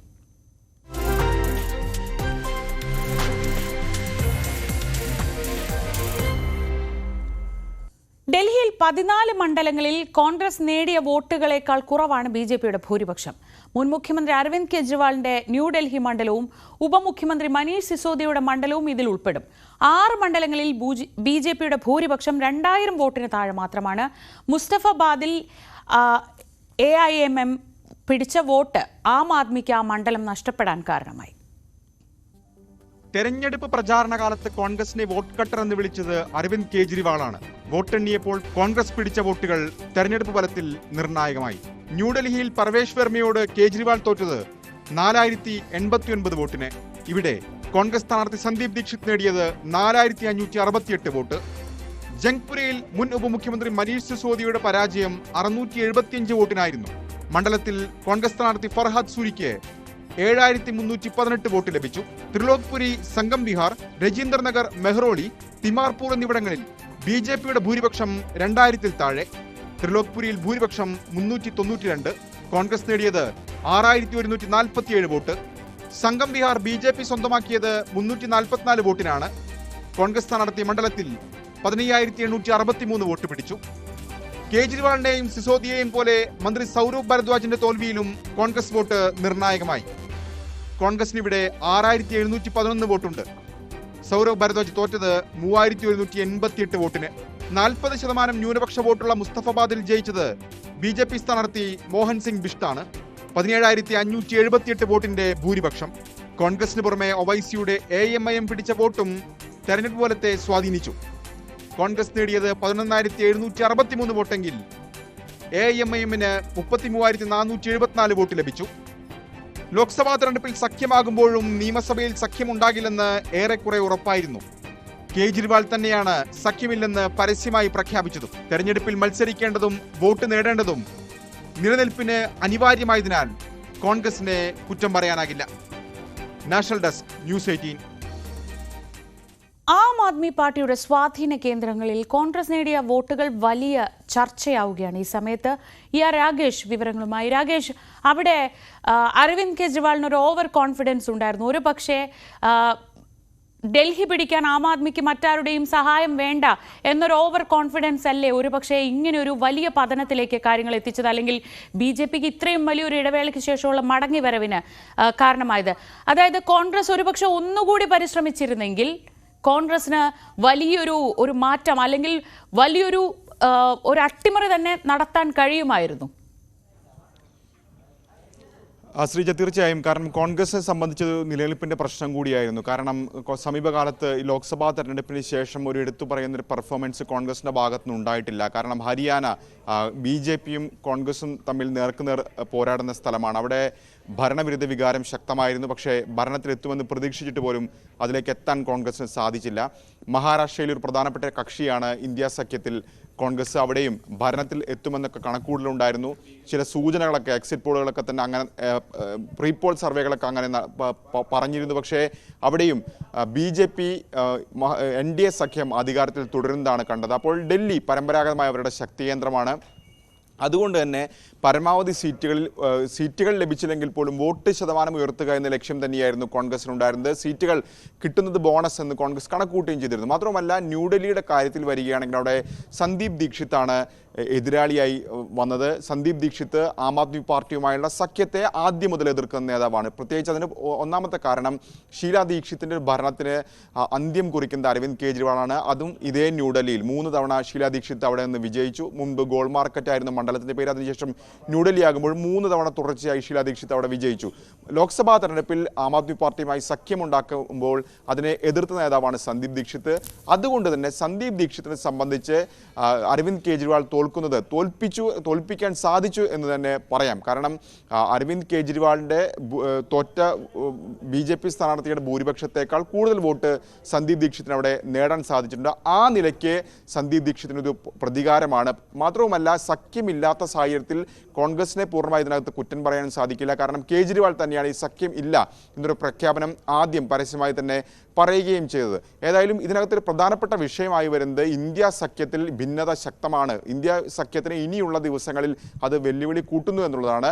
കാരണം ഇന്നലെ ഈ തോൽവിക്ക് പിന്നാലെ തന്നെ ഇന്ത്യ സഖ്യത്തിലെ പ്രധാനപ്പെട്ട കക്ഷികളൊക്കെ തന്നെ ഇതിനെ വിമർശിച്ചുകൊണ്ട് രംഗത്ത് വന്നു. ഒമർ അബ്ദുള്ള, ജമ്മു കാശ്മീർ മുഖ്യമന്ത്രി, അദ്ദേഹമാണ് ആദ്യം ഇനിയും വഴക്കുകൂടൂ എന്ന പരാമർശം നടത്തിയത്. എല്ലാവരും ആത്മപരിശോധന നടത്തേണ്ട സമയമായി. പ്രത്യേകിച്ച് കോൺഗ്രസ് എന്ന പ്രതികരണം CPI ജനറൽ സെക്രട്ടറി D രാജയുടെ ഭാഗത്തുനിന്നുണ്ടായിട്ടുണ്ട്. ഇതുകൂടാതെ ഉദ്ധവ് താക്കറെ ശിവസേന പ്രതികരിച്ചിരിക്കുന്നത് സഖ്യമായിരുന്നെങ്കിൽ ഒരുപക്ഷേ തെരഞ്ഞെടുപ്പ് ചിത്രം തന്നെ മാറിയെന്ന പ്രതികരണം അവരുടെ ഭാഗത്തുനിന്നുണ്ടായിട്ടുണ്ട്. അങ്ങനെ എല്ലാ കക്ഷികളും ഈ സഖ്യമില്ലാതെ പരസ്പരം മത്സരിച്ചതിനെയും കോൺഗ്രസ് ആണ് പല സീറ്റുകളിലും തോൽവിക്ക് കാരണമെന്ന വിമർശനം കൂടി ഉന്നയിച്ചുകൊണ്ട് രംഗത്ത് വരികയും ചെയ്തിട്ടുണ്ട്.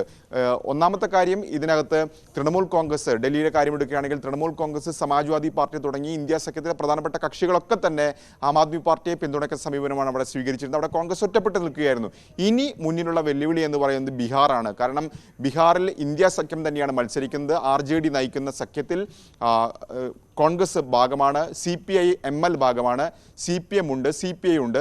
കഴിഞ്ഞ തെരഞ്ഞെടുപ്പ് നോക്കുകയാണെങ്കിൽ ഭരണത്തിലെത്താൻ എല്ലാ സാധ്യതയും ഉണ്ടായിരുന്നു. RJDയുടെ സ്ട്രൈക്ക് റേറ്റ് വളരെ കൂടുതലായിരുന്നു, CPM-ലെ സ്ട്രൈക്ക് റേറ്റ് കൂടുതലായിരുന്നു. CPM മത്സരിച്ച ഭൂരിഭാഗം സീറ്റുകളിലും വിജയിച്ചു. CPIക്കും അത് തന്നെയായിരുന്നു സാഹചര്യം. പക്ഷേ ഏറ്റവും കൂടുതൽ സീറ്റുകളിൽ അവിടെ തോറ്റതും സ്ട്രൈക്ക് റേറ്റ് ഏറ്റവും കുറവും കോൺഗ്രസ് ആയിരുന്നു. അതുകൊണ്ട് തന്നെ കോൺഗ്രസിൻ്റെ വിലപേശൽ ശേഷിയെ പോലും ബീഹാറിൽ ഈ തെരഞ്ഞെടുപ്പ് പോലും സ്വാധീനിച്ചേക്കും. ശ്രീജ. ശരി, രാകേഷാണ് നാഷണൽ ഡെസ്കിൽ നിന്ന് വിവരങ്ങൾ നൽകിയത്. തീർച്ചയായും വരും ദിവസങ്ങളിലും വലിയ ചർച്ചയായിരിക്കും ഒരുപക്ഷെ ഈ വോട്ടെടുപ്പിന് ശേഷം അല്ലെങ്കിൽ വോട്ടെണ്ണലിന് ശേഷം വരുന്ന ഇത്തരം വിവരങ്ങൾ വലിയ ചർച്ചയായിരിക്കും. വലിയ വിശകലനങ്ങളിലേക്ക് പോകേണ്ടി വരും എങ്ങനെ ഇത് സംഭവിച്ചു എന്നതിൽ. ഇനി മറ്റു വാർത്തകളിലേക്ക് കടക്കാം. സംസ്ഥാന ബജറ്റിലെ ഭൂനികുതി വർധനയ്ക്കെതിരെ സിറോ മലബാർ സഭ മെത്രോപൊളിറ്റൻ വികാരി മാർ ജോസഫ് പാംപ്ലാനി സർക്കാർ കർഷകരെ ഇല്ലാതാക്കാനാണ് ശ്രമിക്കുന്നത്. സർക്കാർ നിലപാട് കർഷക വിരുദ്ധമാണെന്നും ഇതിനെതിരെ വരും ദിവസങ്ങളിൽ ശക്തമായ പ്രതിഷേധങ്ങൾ ഉണ്ടാവുമെന്നും ആർച്ച് ബിഷപ്പ് പറഞ്ഞു. വരുന്ന തെരഞ്ഞെടുപ്പുകളിൽ കത്തോലിക്ക സഭ ശക്തമായ നിലപാട് സ്വീകരിക്കുമെന്ന മുന്നറിയിപ്പ് കൂടി പാംപ്ലാനി നൽകി. കർഷകന്റെ കൃഷിഭൂമിയുടെ നികുതി വർദ്ധിപ്പിക്കുന്നത് സംസ്ഥാനത്തിന്റെ ഏറ്റവും വലിയ ആദായ മാർഗമായി മന്ത്രി കരുതുന്നുവെങ്കിൽ, ഭരണകൂടം കരുതുന്നുവെങ്കിൽ എനിക്ക് സർക്കാരിനോട് പറയാനുള്ളത് ഒന്നേയുള്ളൂ: നിങ്ങൾ കർഷകനെ മാനിക്കുന്നില്ല, കർഷകന്റെ മഹത്വം അറിയുന്നില്ല, അവൻ കടന്നു പോകുന്ന കഷ്ടപ്പാടുകൾ തിരിച്ചറിയുന്നില്ല. ഉദ്യോഗസ്ഥരുടെ ശമ്പള നിരക്ക് വർദ്ധിപ്പിക്കുന്നതിന് വേണ്ടി കർഷകന്റെ കഴുത്തിന് പിടിച്ച് ഞെക്കാൻ ശ്രമിക്കുന്ന ഈ നിലപാട് കർഷക വിരുദ്ധമാണ്.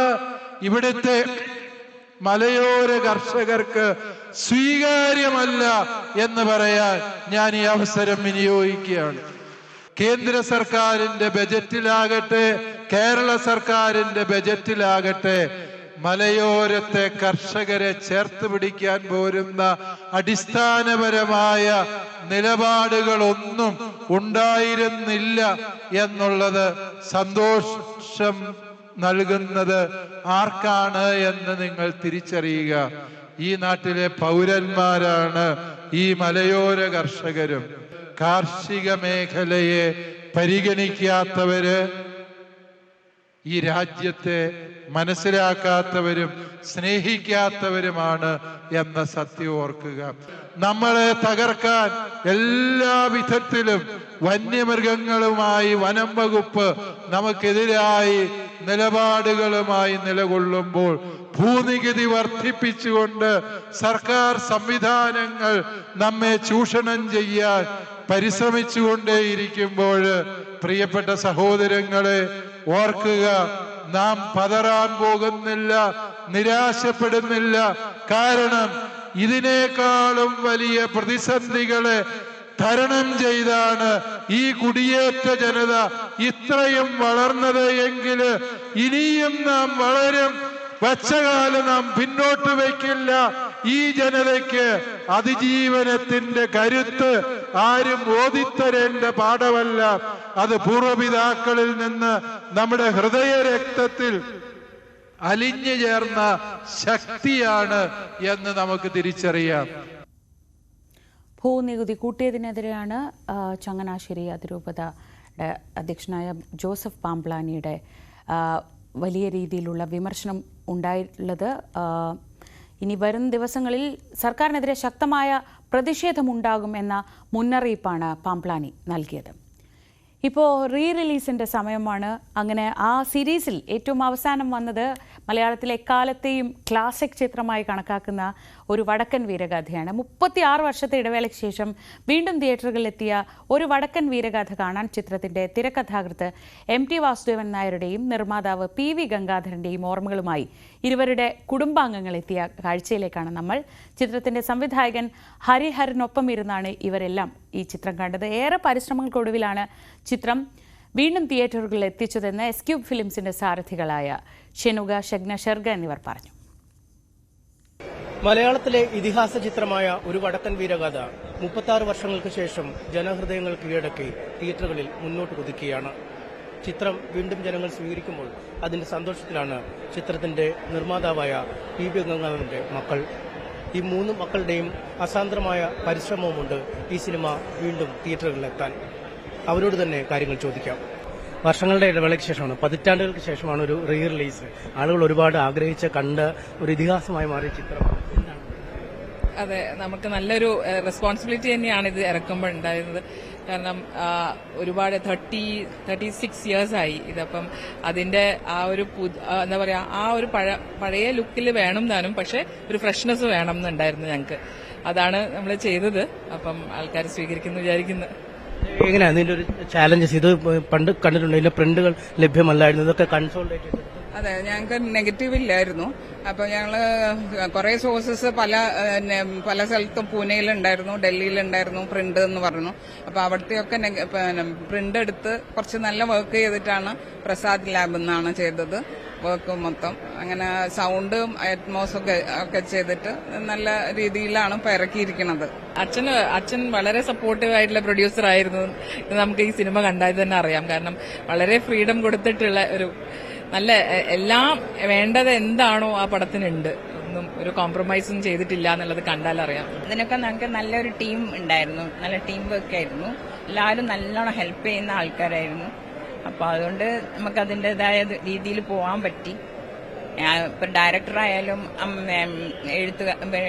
MT ആയാലും എല്ലാം നമുക്ക് എന്ത് വേണമെന്ന് പറയുമ്പോഴേക്ക് എത്തിച്ചു കൊടുക്കാൻ ഈ ടീമിന് നല്ല കഴിവുണ്ടായിരുന്നു. ഒരുപാട് പേർക്കുള്ളൊരു ട്രിബ്യൂട്ട് ഇവിടെ അല്ലേ? ഇപ്പൊ MT ആണെങ്കിലും PVG ആയാലും പിന്നെ ഈ ക്യാപ്റ്റൻ രാജു ഒക്കെ അടക്കം ഒരുപാട് ആർട്ടിസ്റ്റ് ഉണ്ട്. ടെക്നിക്കൽ സൈഡിലും ആക്ടിങ് സൈഡിലും ഒക്കെ കുറെ പേര് നമുക്ക് നഷ്ടപ്പെട്ട ആൾക്കാരുണ്ട്. അപ്പൊ അവർക്ക് എല്ലാവർക്കും വേണ്ടിയുള്ള ഒരു ട്രിബ്യൂട്ടും കൂടിയാണ് ഈ പടം നമ്മളിങ്ങനെ ചെയ്യുന്നത്. സന്തോഷമുണ്ട്. വലിയൊരു പ്രോജക്റ്റ് ആണല്ലോ ഇതിന്റെ റെസ്റ്റോറേഷൻ എന്ന് പറയുന്നത്. അത്ര എളുപ്പമുള്ള സംഗതിയല്ല. ഒരുപാട് എഫേർട്ട് എടുത്തിട്ട് ചെയ്തതാണ്.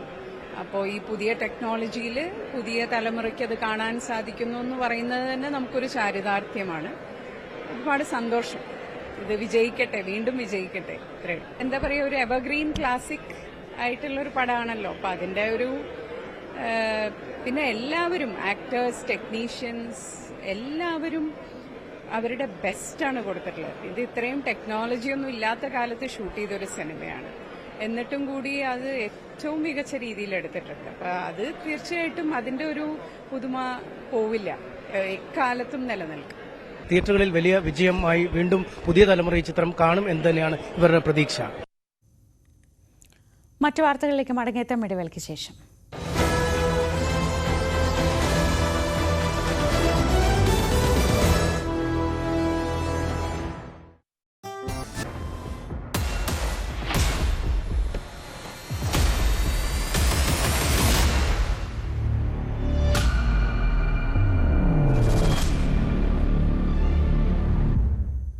പാലക്കാട് ഉപ്പമ്പാടത്ത് ഭർത്താവ് ഭാര്യയെ കുത്തിക്കൊന്നു. തോലന്നൂർ സ്വദേശി ചന്ദ്രികയാണ് കൊല്ലപ്പെട്ടത്. ഭർത്താവ് രാജനെ ഗുരുതര പരിക്കുകളോടെ തൃശൂരിലെ ആശുപത്രിയിലേക്ക് മാറ്റി. വീടിനകത്ത് വച്ചുണ്ടായ വഴക്ക് കത്തിക്കുത്തിൽ കലാശിക്കുകയായിരുന്നു. തോലന്നൂർ സ്വദേശികളായ ഇവർ 2 ആഴ്ചയായി ഉപ്പമ്പാടത്ത് വാടകയ്ക്ക് താമസിക്കുകയാണ്. ഇതിനിടയിലാണ് ഇരുവരും തമ്മിൽ വഴക്കുണ്ടായതും കത്തിക്കുത്ത് ഭാര്യയുടെ മരണത്തിലേക്കും എത്തിച്ചത്.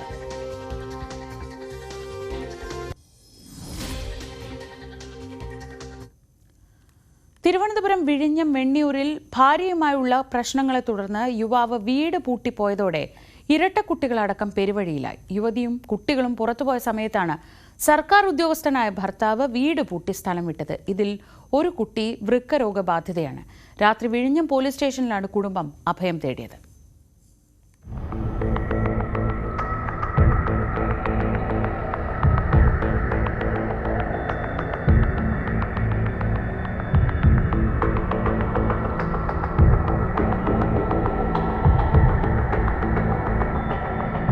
വൃക്കരോഗബാധിതയായ കുട്ടിയടക്കം ഇരട്ടക്കുട്ടികളും മാതാവും കഴിഞ്ഞ ദിവസം പുറത്തുപോയ സമയത്താണ് യുവാവ് വീട് പൂട്ടി സ്ഥലം വിട്ടത്.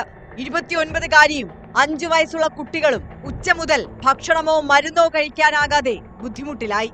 വിവരമറിഞ്ഞെത്തിയ നാട്ടുകാരാണ് ഇവർക്ക് ഭക്ഷണം വാങ്ങി നൽകിയത്. രാത്രിയോടെ ഇവർ വിഴിഞ്ഞം പോലീസ് സ്റ്റേഷനിൽ അഭയം തേടി. വിഴിഞ്ഞം പോലീസ് ഭർത്താവിനെ ബന്ധപ്പെടാൻ ശ്രമിച്ചുവെങ്കിലും മൊബൈൽ സ്വിച്ച് ഓഫ് ആയിരുന്നു. പോലീസ് ആവശ്യപ്പെട്ടിട്ടും യുവാവിന്റെ ബന്ധുക്കൾ വീട് തുറന്ന് കുട്ടിയുടെ മരുന്നുകളും ചികിത്സാരേഖകളും എടുത്തു നൽകാൻ പോലും തയ്യാറായില്ലെന്നാണ് ആരോപണം. ഞാൻ കുഞ്ഞുങ്ങൾ അകത്ത് കയറണ്ട എന്നുള്ള ഒരു തീരുമാനത്തിൽ ഡോറെല്ലാം പൂട്ടി. അങ്ങനെ ഞങ്ങൾ ഇവിടെ സ്റ്റേഷനിൽ വന്നപ്പോഴത്തേക്ക് SI സാറ് വിളിച്ചിട്ടുണ്ടായിരുന്നു. വിളിച്ചപ്പോഴത്തേക്ക് ഒരു കാരണവശാലും തുറന്നു തരാൻ പറ്റില്ല, കുഞ്ഞുങ്ങൾക്കും എനിക്ക് തുറന്നു തരാൻ പറ്റില്ല, മരുന്നൊന്നുമില്ല, ഈ കുട്ടിക്ക് ഒരു കിഡ്നിയില്ല, അതിന് ട്രീറ്റ്മെൻറ്റ് SIT ഹോസ്പിറ്റലിൽ നടന്നുകൊണ്ടിരിക്കുകയാണ്, ഇമ്മ്യൂണിറ്റി പവർ ഒന്നുമില്ല. അപ്പോഴത്തേക്ക് അതിൻ്റെ മെഡിസിനും കാര്യങ്ങളും എല്ലാം വീടിൻ്റെ അകത്താണ്, അതുപോലെ തുറന്നെടുത്ത് തരാൻ മനസ്സ് കാണിക്കും. ഞങ്ങൾ കോടതിയിൽ പോയിട്ട് അങ്ങനെ കേസ് കഴിഞ്ഞിട്ട് വന്നപ്പോഴത്തേക്ക് ഡോറെല്ലാം പൂട്ടി. മുൻ ഭർത്താവിനെതിരെ ഗാർഹിക പീഡന കേസ് നൽകിയത് സംബന്ധിച്ച് കോടതിയിൽ നിന്നും പ്രൊട്ടക്ഷൻ ഓർഡർ വാങ്ങിയിരുന്നുവെന്ന് യുവതി പറഞ്ഞു. ഈ ഓർഡർ കാലാവധി നീട്ടിക്കിട്ടാനായി കോടതിയിൽ പോയപ്പോഴാണ് വീട് പൂട്ടി ഭർത്താവ് കടന്നത്. യുവാവിനെയോ ബന്ധുക്കളെയോ വിളിച്ചു വരുത്തി സമവായത്തിലെത്തിക്കാൻ ശ്രമിക്കുന്നുവെന്നും ഇല്ലെങ്കിൽ യുവാവിനെതിരെ കേസ് രജിസ്റ്റർ ചെയ്യുമെന്നും വിഴിഞ്ഞം പോലീസ് പറഞ്ഞു.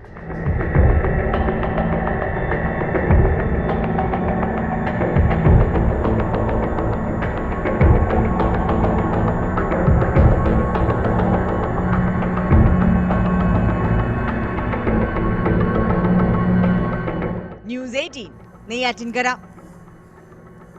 രാവിലെയിൽ നമ്മളൊരു ചെറിയ ഇടവേള എടുക്കുകയാണ്. ഇടവേളയിൽ നമ്മൾ നേരത്തെ പറഞ്ഞതുപോലെ PK ഫിറോസുമായുള്ള അഭിമുഖം കാണാം. ആ ഇടവേളയ്ക്ക് ശേഷം നമുക്ക് ഈ മണിക്കൂറിലെ ഏറ്റവും പ്രധാനപ്പെട്ട പുതിയ വാർത്തകളുമായി തിരിച്ചെത്താം.